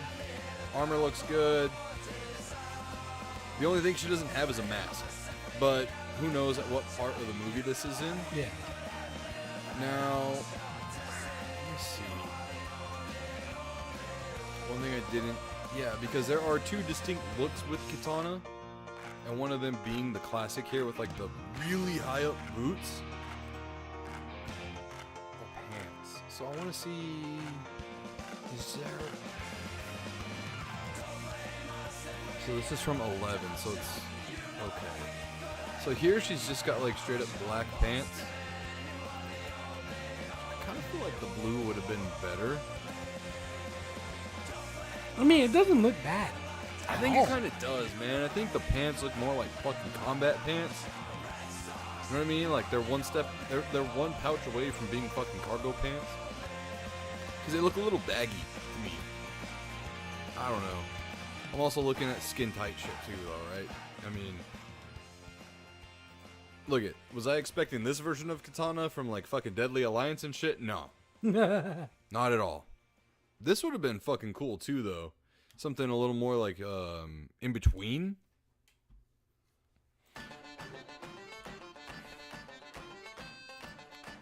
Yeah, I wonder if they're gonna do up the mask. You know, like at first, maybe when there's like a reveal. I wouldn't doubt it. Eugene says Melina better be black and trans in this one.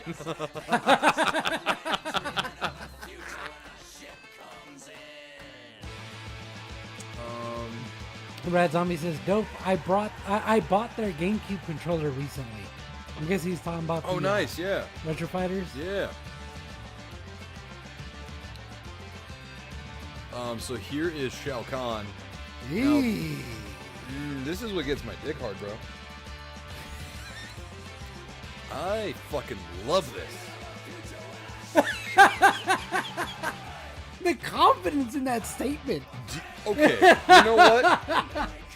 Hold on. No, that's just the way you said it. It's just the way you said it. Oh, man. Oh, wait, no, I'm wrong title. Did you ever see Annihilation? Oh, no worries, Red Zombie. The sequel to the 95 film? I probably did. Okay. Well, let me show you what fucking Shao Kahn looked like in that one, movie. Yeah. Yeah, that one. Okay. Okay, bitch. So here's the deal. All right? Hey, I was not saying you were wrong or anything. It's just like, that one, like, the new one looks a little weird. But granted, you're right. That Shao Kahn is not Shao Kahn. No, that is not Shao Kahn at all. Not my Shao Kahn. Hashtag not my emperor. Yeah, no, bro. Yeah, no, that was fucking awful. And you know what, dude? You know what the fucking shame of it was? Mortal Kombat film 95 Shao. Let's see. Fucking the model of Shao Kahn coming out of the fucking sky at the very end of Mortal Kombat 1, the first movie, didn't even look that bad, bro. For 95, you know what I'm saying? Yeah. So this is what he looked like at the end of the first movie. And then this is what we got. He looks like he talks like this. You shall bow before me. It looks like he laughs like that.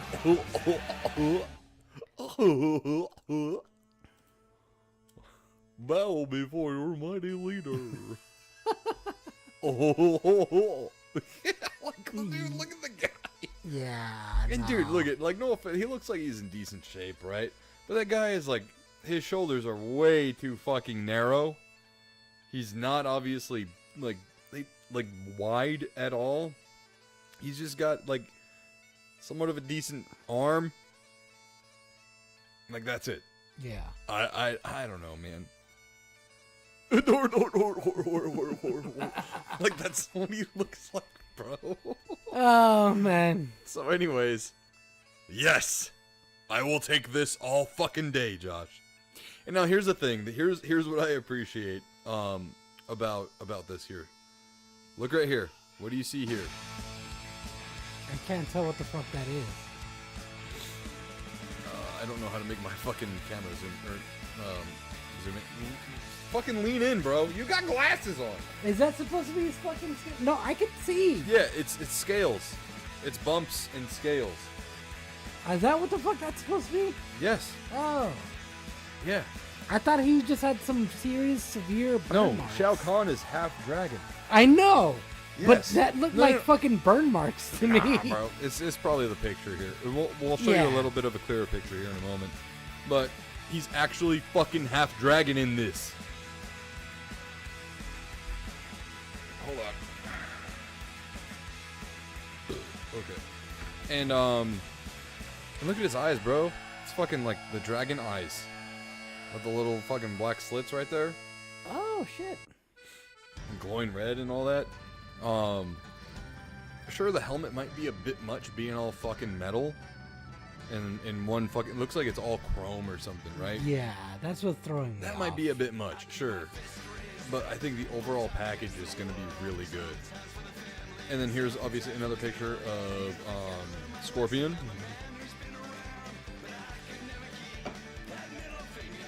Behind! I just remember that from the first movie.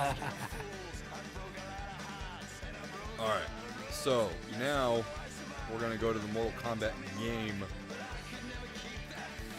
profile here, because they gave us more of a first look, because they're actually putting characters from the movie into Mortal Kombat 1, the game. Oh shit. Spaceballs, the movie, the game. So here we have Johnny Cage as Carl Urban as Johnny Cage. Yeah, I said that right. Yeah. Johnny Cage as Carl Urban as Johnny Cage. So that looks all right. And you see that right there, that big old belt buckle. Yeah. That's accurate to what he looked like in, I believe it was Mortal Kombat Deception or Armageddon. But he had like a giant fucking belt buckle that said Cage on it. So he's gonna have that. And this is what I liked about their post today, is this actually showed more of what the characters will look like in the game, and they are, in the movie, and they are more game accurate, which is great for us. Yeah. Oh yeah. You get, fucking Bihan, or no, what is it Bihan? No, Bihan is Sub-Zero. What is Scorpion's real name? I forgot. Yeah. But anyways, we got Scorpion here. Shao Kahn. See, if he's gonna look like that in the movie, Yeah.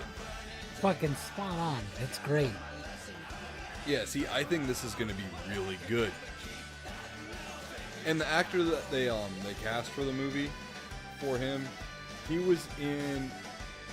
Sonic said Hanzo. Hanzo, there we go. He was in, like, the Ong Bak movies, and he is, like, your generic, huge villain guy. Let me see. His name's... He's got a weird name. He's European. He's Martin something. Mortal Kombat Yeah. 2 movie. You got me intrigued with the Ankh box. Martin Ford. This guy. Oh. He's like, yeah, 6'6", like some fucking giant, look at, no fucking shade intended, but he's roided the fuck out, you know what I mean? There you go. This fucking giant of a human. So this is who's playing Shao Kahn. He fucking fits. It does. It absolutely does. There's him next. That guy's really short. Like 6'6" is tall, but that guy's really short. I'm trying to remember like what movies he's been in. Cause I get him and another dude mixed up, who are very similar. Like the guy from Troy. Remember that movie? Are you talking about fucking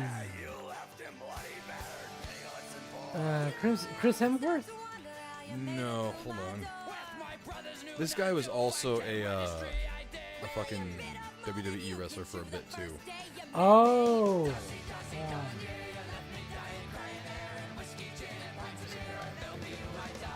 Well, why did I say Chris Hemsworth? I forgot. Nathan Jones. This is the guy I get mixed up with all the time. I could see that. Yeah. Yeah, because he's also a huge fucking white bald dude. The thing is, he has a very similar face too. Yeah, I mean, dude, like, come on. You can't get too mad at me for fucking mistaking the two. But yeah, so this is the dude who's going to be playing Shao Kahn. I think it's going to fit really well.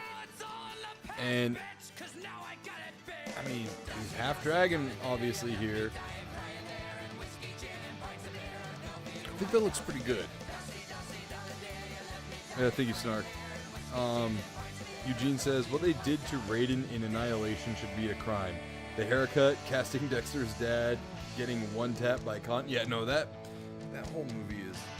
Man, I think the greatest thing to come out of that movie is that one line from fucking Scorpion when he kidnaps Princess Katana and he just goes, "Suckers!" and fucking like warps away. He just calls everyone suckers, dude. He's like, "Fuck you guys, suckers." So yeah, dude, I really think they're gonna do Shao Kahn really good in this movie. That was like the big thing for me, man. And then Katana. Oh, so she will have a mask. Okay. Cool. It sure looks pretty good. Yeah. I mean, it's obviously better than the first on-screen representation of Katana. Oh yeah. It was like fucking Italian or something. I don't even know.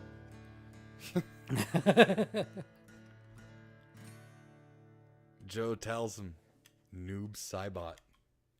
Damn noob. Because remember, he was Sub-Zero. Yeah. In the reboot. But after Hanzo had defeated him, he turned black. Oh yeah. That's right. Which I like that guy, Joe Towson. Yeah. Ooh, there's gonna be Baraka in the movie? What? CJ Bloomfield, Baraka. Oh, they're gonna have Kano back? That would be fucking awesome. Oh, dude, fucking Kano was the Quan best. Chi. Odd choice for Quan Chi, but I mean, Quan Chi is kind of a funny-looking motherfucker to begin with. yeah, that's what I was gonna say. It's like he does look kind of fucking. No offense, Rich. But overall, I'm kind of excited for it. Yeah.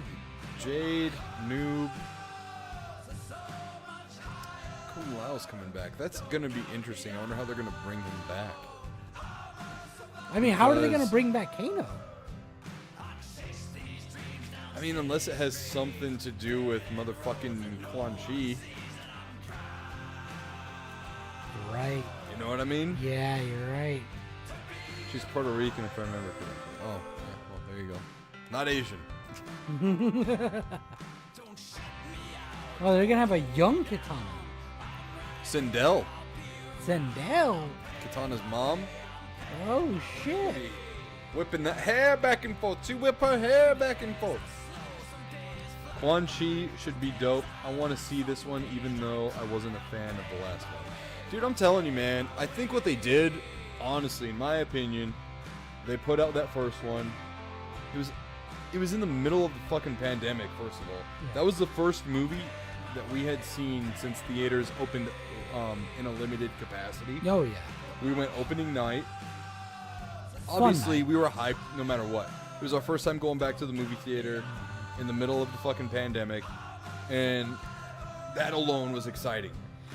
I mean, one thing I can say, though, we have rewatched it since then, and we still liked it. So the fun thing about that was it released in theaters and on Max at the same time. Yeah. So we went and watched it at the theaters for that experience, right? To go back to the movies. But then the following days, we were just at my apartment watching that movie like every other day. Yeah. 'Cause it was such a fucking fun. It is a fun movie, dude. No Yeah. matter what, it is a fun movie. Is Annihilation fun?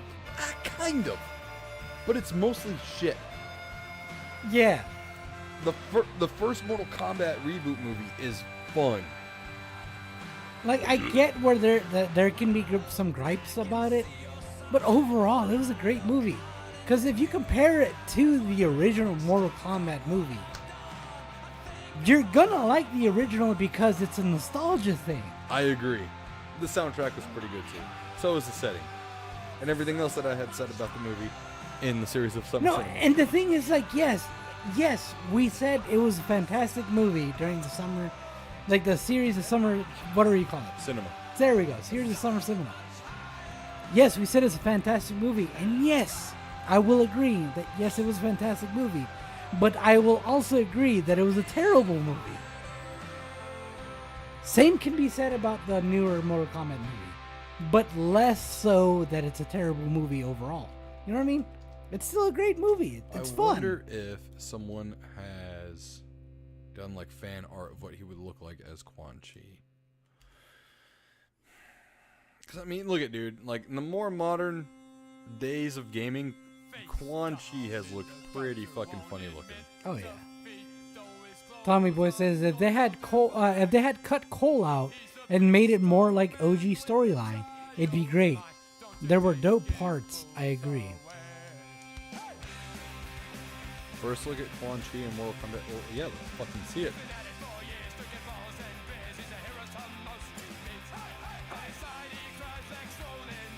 Image in comments.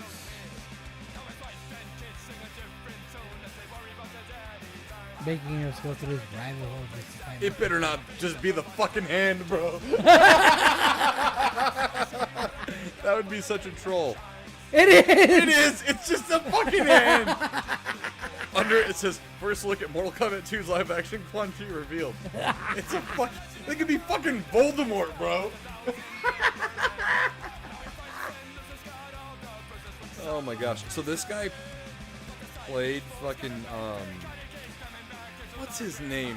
Charles Manson. He played Charles Manson in Once Upon a Time in Hollywood. Wow. Eugene says the part where Sub-Zero freezes a shotgun blast was sick. That was sick. Yeah. I'm not gonna lie, man. There's a lot of that scene in particular where he's walking down the street and it just starts fucking hailing. And then when he like freezes a shotgun blast and you see all the pellets like freeze individually in their tracks.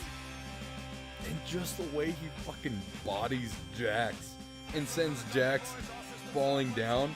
And when Jax is falling down, he like bangs his fucking head on some like fucking steel or concrete that's sticking out. That's where you're like, damn, bro. Holy fuck. And he's just staring Yeah. like it's nothing. Yeah. Yeah.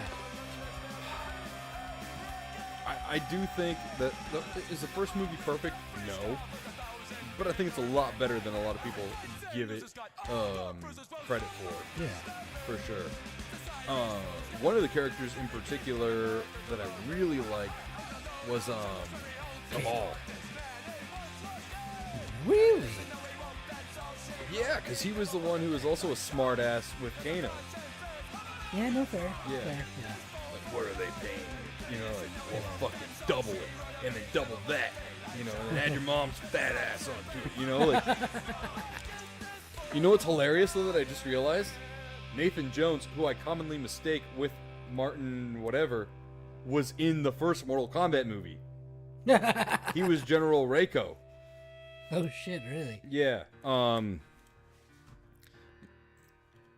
on. That's fucking hilarious.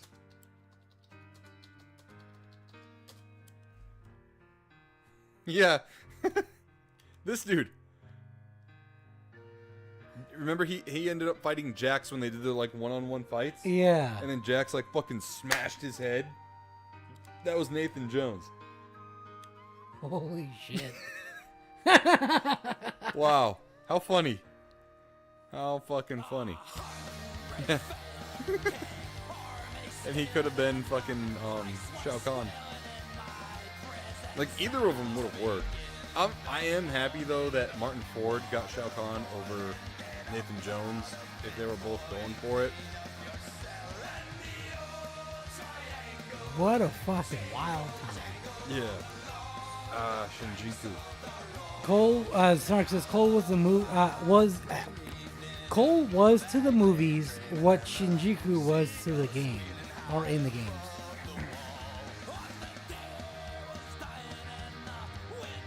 Hold on.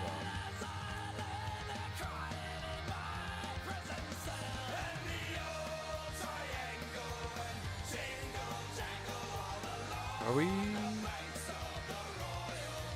Shujinko? Did you spell the name wrong? You mean this dude? Shujinko?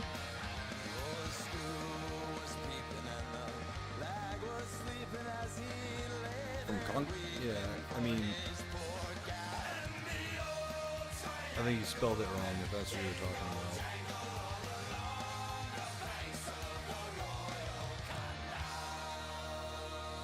I don't know enough about that character to say yay or nay. or Shujinko, Shinjenga, however you spell it. You know, it's actually funny. Speaking with I have one more right there. Speaking with Carlos Messina, I asked him who his favorite Mortal Kombat character was. I think it was like two years ago during an interview that I did for our podcast. He had said Shujinko was his favorite Mortal Kombat character. And he has worked... Look, and here's something that I don't know if I ever clarified, but he wasn't just the mocap actor for and the face of Lord Raiden. He also worked on the games from 1 all the way up to 11. So, I mean, for him to say Shujinko is one of his favorite characters, or is his favorite character, I mean, I don't know, man. Might not be that bad.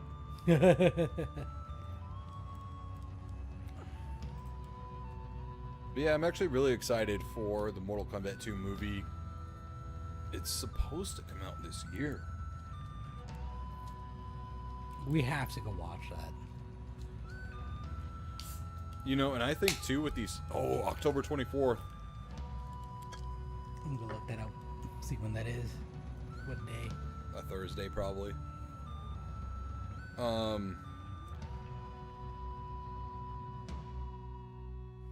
I think with these first look... A Friday. I think with these first looks coming out, that means a trailer is on the horizon. Oh, yeah. You know what sucks, dude? It's working. It's fucking working. They're doing these fucking early images, and it's getting you hyped up, and you want to know more, right? And even before that, it was that movie, the fake movie poster of Johnny Cage. Oh, yeah. So it was that. And then it was it was the new logo for the movie. Then it was that Johnny Cage poster of a fake movie. And then now it's these first looks. You're like, brother, show me that fucking trailer. Show me that fucking trailer. And you know what? The first trailer is going to be just the biggest fucking tease. What if... Now hear me out. What if the first trailer is like the dragon and it's getting lit on fire? and then it's got like the two pillars behind it that like, right? So the dragon slowly starts at the tail, getting lit on fire, and then it cuts to like a flash of the movie real fast, and then more of the dragon getting caught on fire, and then another flash of the scene, and then another flash, and it keeps doing that until the dragon gets completely lit, and it all does it at the same time. The dragon illuminating, and then the number 2 behind it, and then you just hear Mortal Kombat, right? And it's like October 2025. That's the first trailer. They need to have the OG fucking Mortal Kombat song though. They have to. Dun, dun, dun, dun. Oh my god, dude. God, I fucking love that song. I know it's St. Patty's Day, but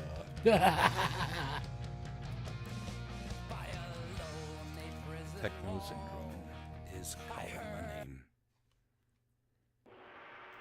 Oh, you gotta put up the volume a little bit. Can you? What? Put up the volume on your... Oh. Oh, yeah.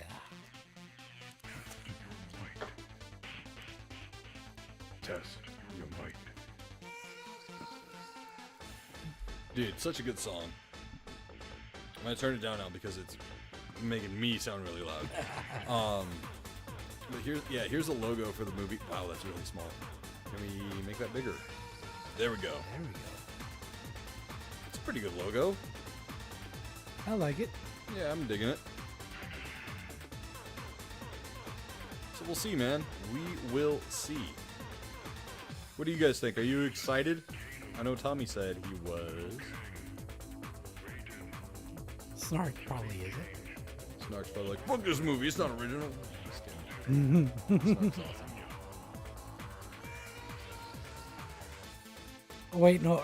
Reading earlier, Sark says, no homo, but that's Shao Kahn is a beast. So he might be excited. Well, yeah. Oh, and so keeping it with, this is a very movie-heavy episode. Sony has announced they are bringing out a new Starship Troopers film.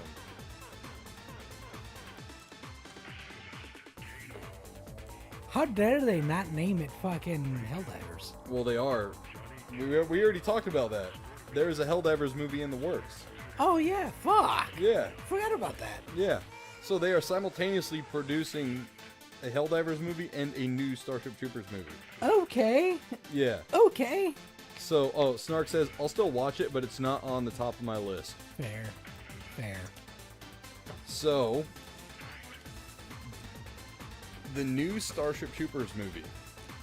I wonder if it's going to be a continuation of the first one and like retcon the other ones that came out. Or if it's going to continue off the other ones. I think it's going to be completely different. Like a reboot? Yeah, so, do you know Neil Blomkamp? Do you know who that is? It sounds super familiar. Is he director? Director and actor. Ah. District 9 ring a bell? Yes. There you go. The actor for it? And director. For District 9? Yeah, also directed Chappie. Did you ever see that movie? Chappie, no. Okay. Yes. So right here from TheVerge.com says District 9 director Neil Blomkamp is planning a new Starship Troopers movie. Blomkamp's Troopers will be based on the 1959 book of the same name. So there are a lot of major differences between the movie that we all love from the 90s and the novel. They're almost two completely different things. Really? Yeah, the movie doesn't really stick. Like, it hits some beats, but not the entire rhythm. So, the book is... it's just way different. Like, some characters are actually dudes that were chicks in the movie, and so on and so forth. Fuck? Yeah, it's way more serious, and so on and so forth. So, a lot of fans of the original movie might not be happy with the new movie because it's not going to be campy. This movie is actually going to be more serious, More high stakes, less camp. Which me personally, I'm okay with. Like, don't get me wrong, I love the first Starship Troopers. Yeah. Oh yeah, no, I've seen that, Snark, and also the what was it? The 3D animated show. I forgot what it was called from the 90s. They had a kids show in the style of like Action Man or Beast Wars. I forgot what it was called, but it was a good one.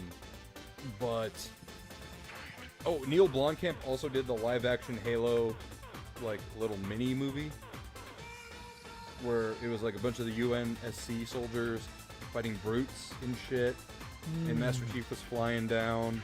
Oh yeah. You remember that one? And there was like warthogs and all that shit. Roughnecks, there we go. Yeah, that was a good show. I liked that one. So here's the deal with Sony doing Starship Troopers and Helldivers. The great thing is, I think a lot of fans of the original Starship Troopers are going to flock to the Helldivers movie because Helldivers is more in line with that original Starship Troopers movie. Oh yeah. Where it's super campy, super would you like to know more and all that shit. And the new Starship Troopers movie will be, I think, for more serious sci-fi fans. Which honestly, it's going to be a win-win for them, honestly. Yeah. Yeah, Trader of Mars was actually pretty good, and they actually had Casper Van Dien come back for that, as well as the actress for... What was her name? Dee? Do you remember the first movie, the character that Johnny ended up hooking up with, but then she died? I forget the names. It's been a while since I've seen the movie. I want to say it's D. I don't remember. But anyways, I'm interested. This is very early.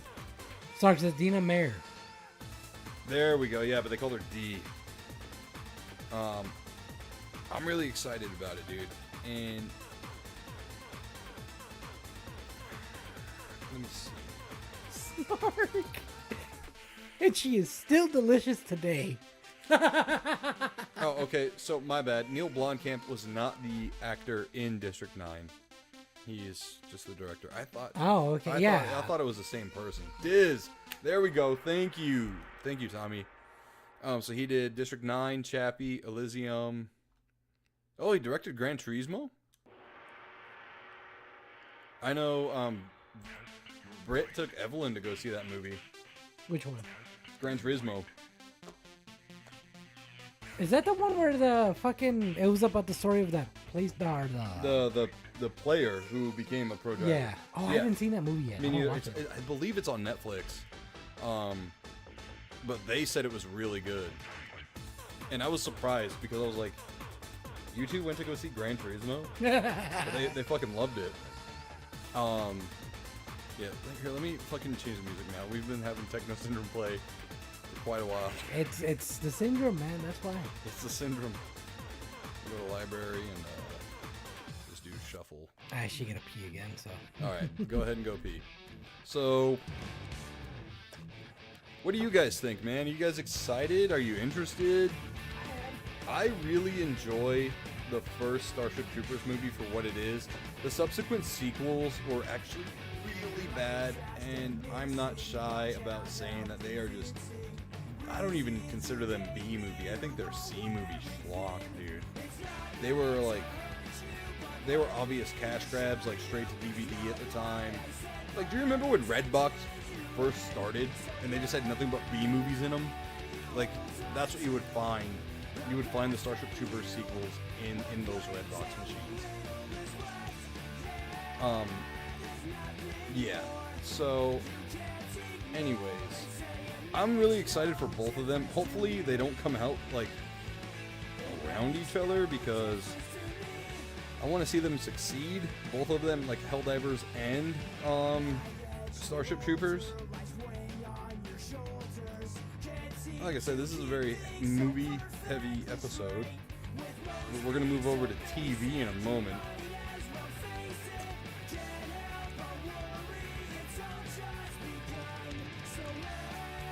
And guys, please don't forget to give this stream a thumbs up, sub if you haven't already, and please, if you have a TikTok account, go follow me over on TikTok, where I share posts of clips from the show, from the not from the movies, from the long-form videos that I make.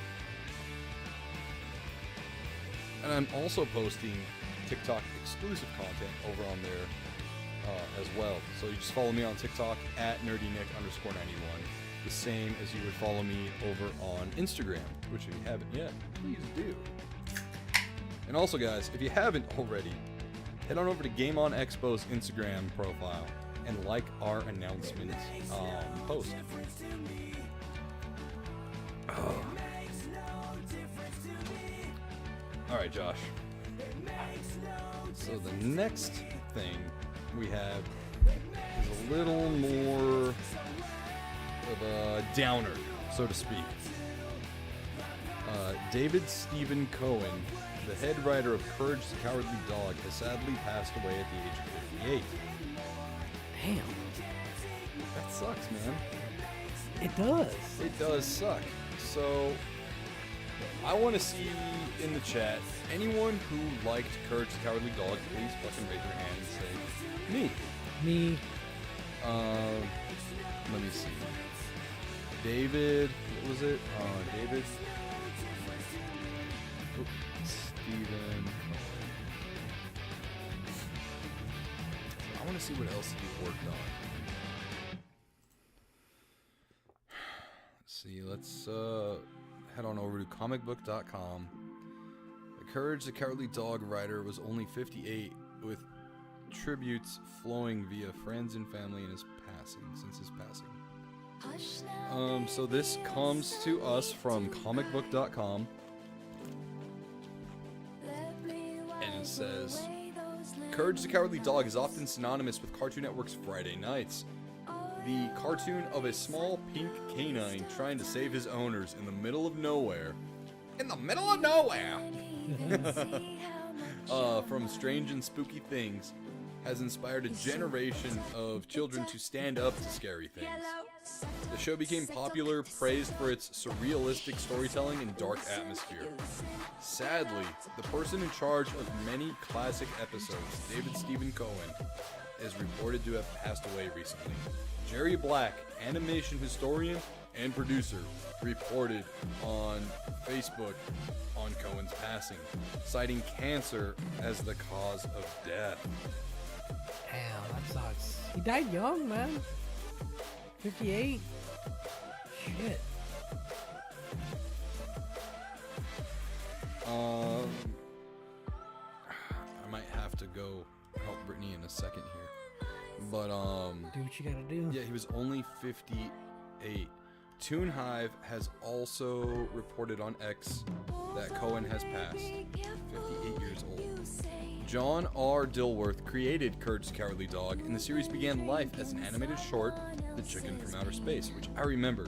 Do you remember Cartoon, where they would show shorts on Cartoon Network? It sounds super And familiar. then they'd say like, what a cartoon! It sounds super familiar. Okay, so that was like the debut of Courage the Cowardly Dog. I believe Johnny Bravo, Dexter's Laboratory, Powerpuff Girls, all these major Cartoon Network shows actually got their start on Cartoon as shorts. The short was nominated for the Academy Award for Best Animated Short Film, leading to the animated series in 1999.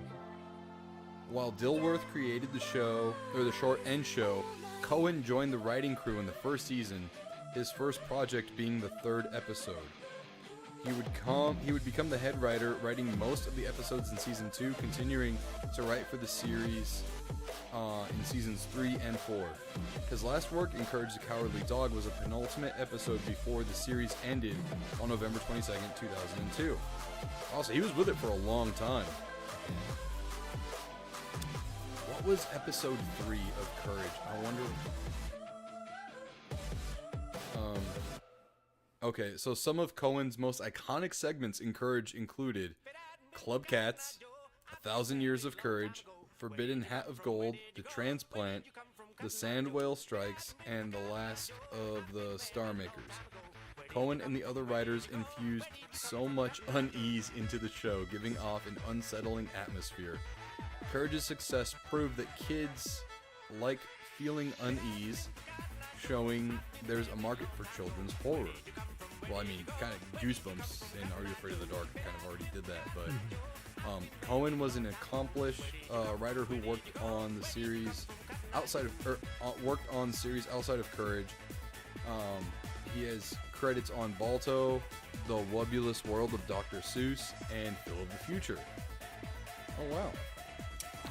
Wow. Our thoughts are with David, Stephen Cohen's friends and loved ones during this difficult time. Let me see. Episode 3 of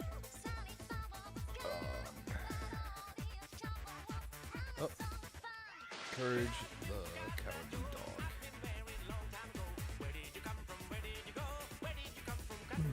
Episode 3 of Season 1 is Courage Meets Bigfoot and Hothead. Okay, I remember that one. Which episode was the slab? Return the slab. Oh, suffer my cuz. Dude, that one scared the shit out of me. Dude, if you rewatch the fucking episode, it's still fucking it makes you feel uneasy. Yeah. What episode was it though? It aired on January 21st, 2000. Sorry. Let's see if it says.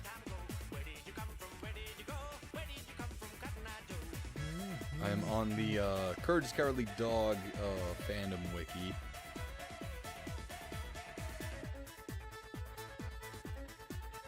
There are so many fucking pop-up ads and shit on here.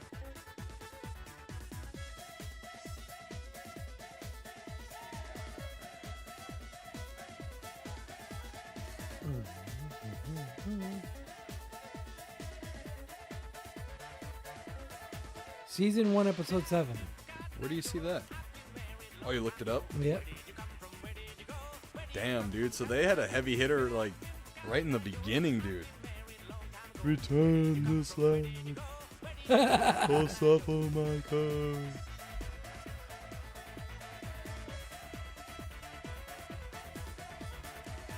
Yeah, dude. It's like what I said. Every time, it's like what I say, dude. Every time something like this happens, it sucks getting older. Yeah. Because everyone that you look up to or are inspired by or grew up with also get older. Yeah. And I mean, I don't know what it was like for my parents going through this kind of stuff too, right? You know? But for me it sucks. I don't like the idea of getting older myself. So I also don't like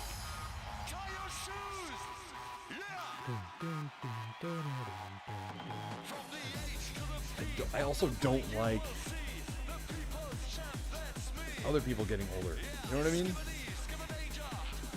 It's like that joke in Deadpool where they're like, oh, Disney's gonna make him play Wolverine till he's 99 or 100 or whatever, right? Yeah, man, but Hugh Jackman's actually kind of getting up there. Like I think he's nearing 60. If I'm not mistaken. Yeah, he's definitely in his mid-50s. The earliest, I guess. He's 56. Yep, mid-50s. Yeah. I mean, bro. I don't know how many movies he's like signed on for. But he can only handle so much more. Yeah, I mean, your body. Because, like, with him, he works out for those movies and then goes back to normal. He doesn't, like, maintain a muscular physique year-round. And not even to say, like, a muscular physique is not what you would see in the movies. That is a much different physique than someone who's muscular. Like, I'm muscular. Hugh Jackman, being in Wolverine, is more of a cut physique. Oh, sorry. Over here. Unlock me. Unlock me. Unlock me. God. So yeah, dude. I mean, it just sucks seeing people that, you know, like, bro, when Pee Wee Herman, Paul Rubens passed away, that one hit me hard, dude. And like, this is, it's a little bit of a funny joke, but this is also, it's also true. This is how ingrained the lore and everything of my fandom of Pee Wee Herman is within me, that my son will stop in his tracks the second a new episode of Pee Wee's Playhouse starts. Like, he loves the fuck out of Pee Wee's Playhouse.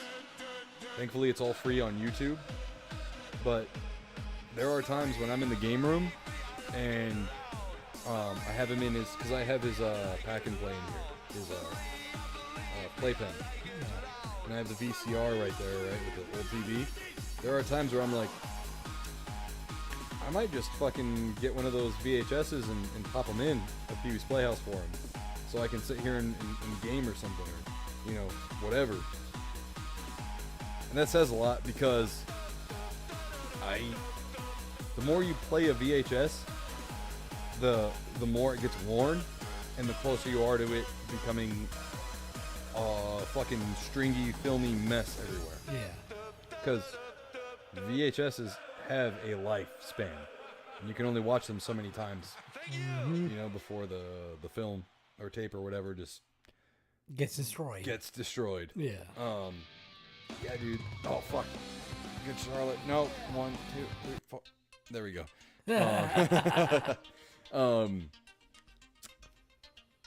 So yeah, dude, it just fucking sucks. Actually, I don't even think we can play robots with ray guns anymore. He's gotten fucking stingy too.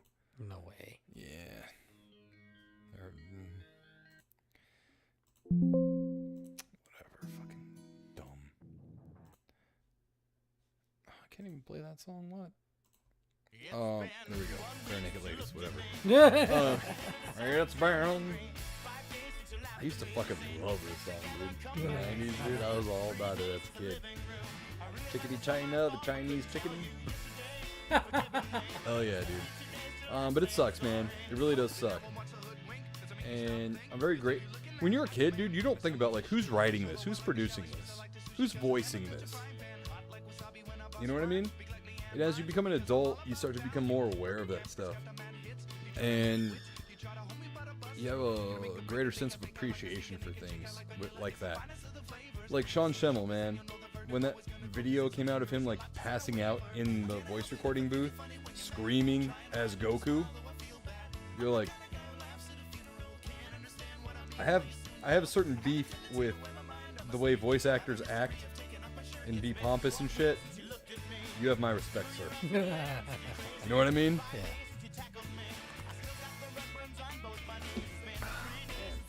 So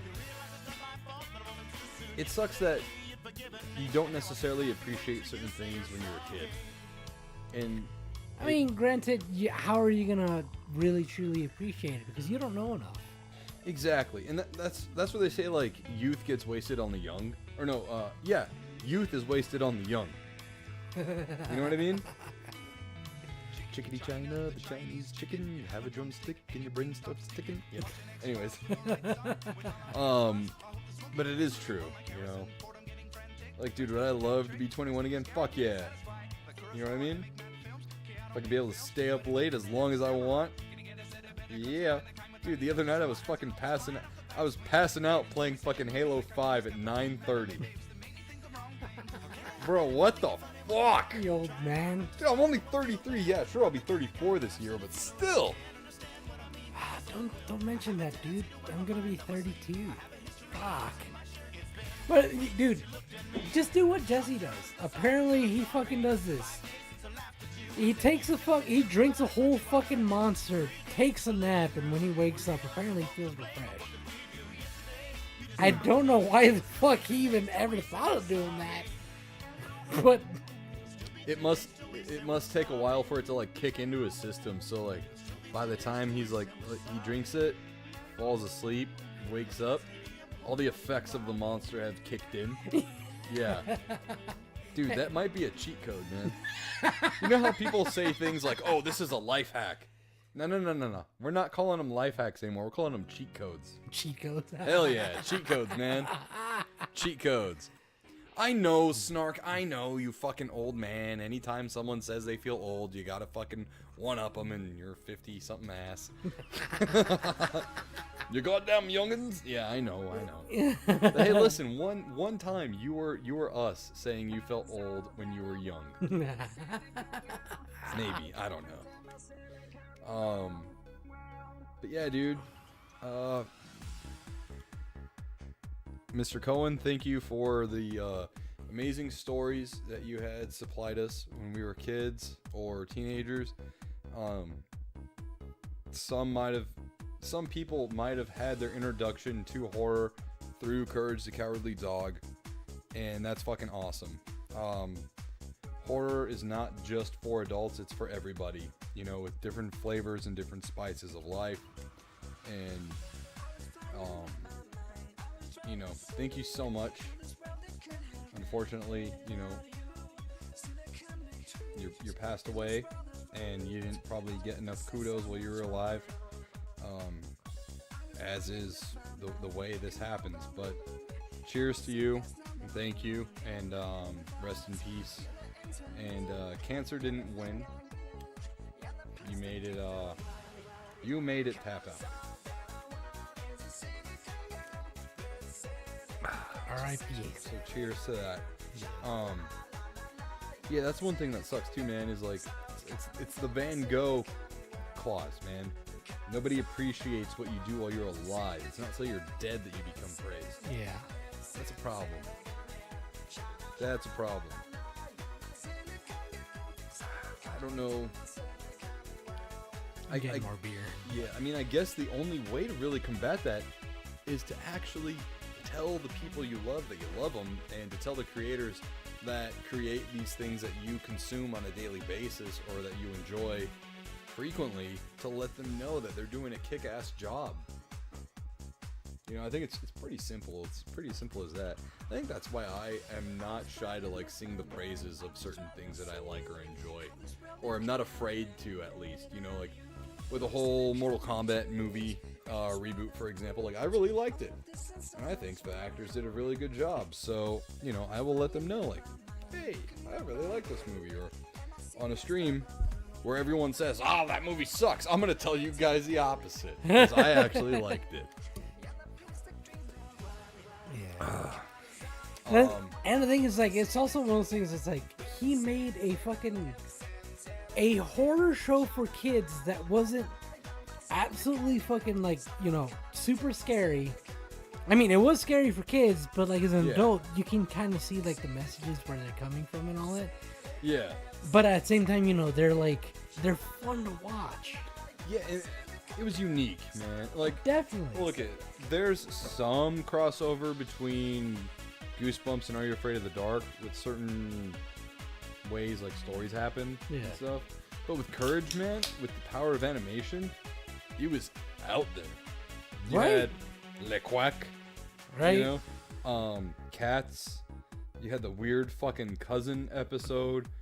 I mean, dude, the fucking computer. The fucking Doc Gerbil. Yeah. The giant foot. Or Gangrene. Yeah. Yeah. There were so many good There episodes. was the tornado that came through and like made Muriel a fucking little kid again. Right. More macaroni, less cheese. And then more cheese, less macaroni. And then you gotta also think about the genius of the name Courage.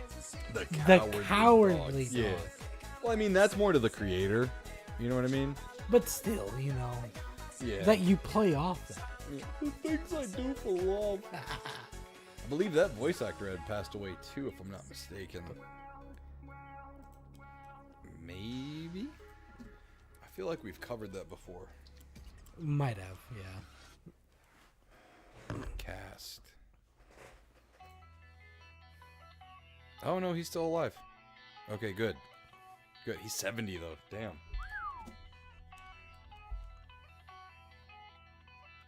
Nice. Yeah, he's still alive. Cool. Man, it's getting older, man. Yeah. So yeah, man. Do you have anything to add? Not Not like I want to end on a downer, you know what I mean? Yeah, no, I get But, it. I get you know, it. the podcast doesn't shy away from getting real at times either, you know, and this is one of those times where it's like, you know, it's part of life, unfortunately. Death is a part of life. It sucks, yes, but it's inevitable. Yeah. So, I hate to say it this way, but you gotta get used to it. Yeah, and I mean, here's the thing with us, at least. This is only a part of our existence. In our faith, you know, we believe that there is a heaven and hell, and, you know,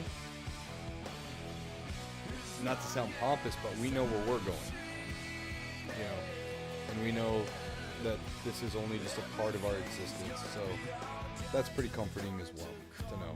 But with our time here, you know, it's, you know, things happen, man, and it's still sad. We're human, you know, at the end of the day. Excuse me. Exactly. You just gotta, I think you gotta tell people you love that you love them more often. You gotta tell people that do things that you consume or whatever, that you're grateful for them or you're grateful for what they do. And I think we all just gotta show a little more appreciation throughout life, you know, to others, you know. And then, you know, of course to yourself too, you know. Yeah. If you're doing good, you know, you should feel proud of yourself and so on and so forth. And if you're not doing good, it's only, you know, a part of life. There's gonna be fucking ruts here and But there. hold yourself accountable. Mm-hmm. And, you know, if you get called out on stuff that you're not doing right or doing bad on or whatever, you know, take it in stride and take responsibility, you know. But now we're getting a little far. Yeah, no, showing appreciation and all that. That's what I love about conventions is, and this might sound shallow, but I love the appreciation I get at conventions. It fills up my joy meter, and you've seen me now after 2 game ons. How I am for like the next month after.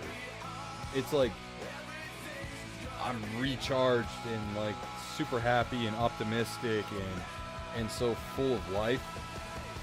And I think it's just from all of the appreciation and kindness and love that gets thrown my way at those shows. You know? Just don't let that get to your head. Well, no shit.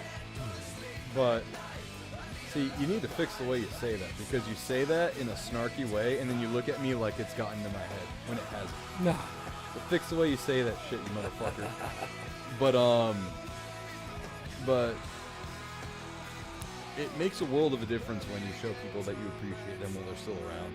The last thing I want, man, is like when I'm dead, looking down at my funeral, is for them to be like singing my praises. And I'm like, where the fuck was that when I was alive? You know? I'm like, what the hell, man? So,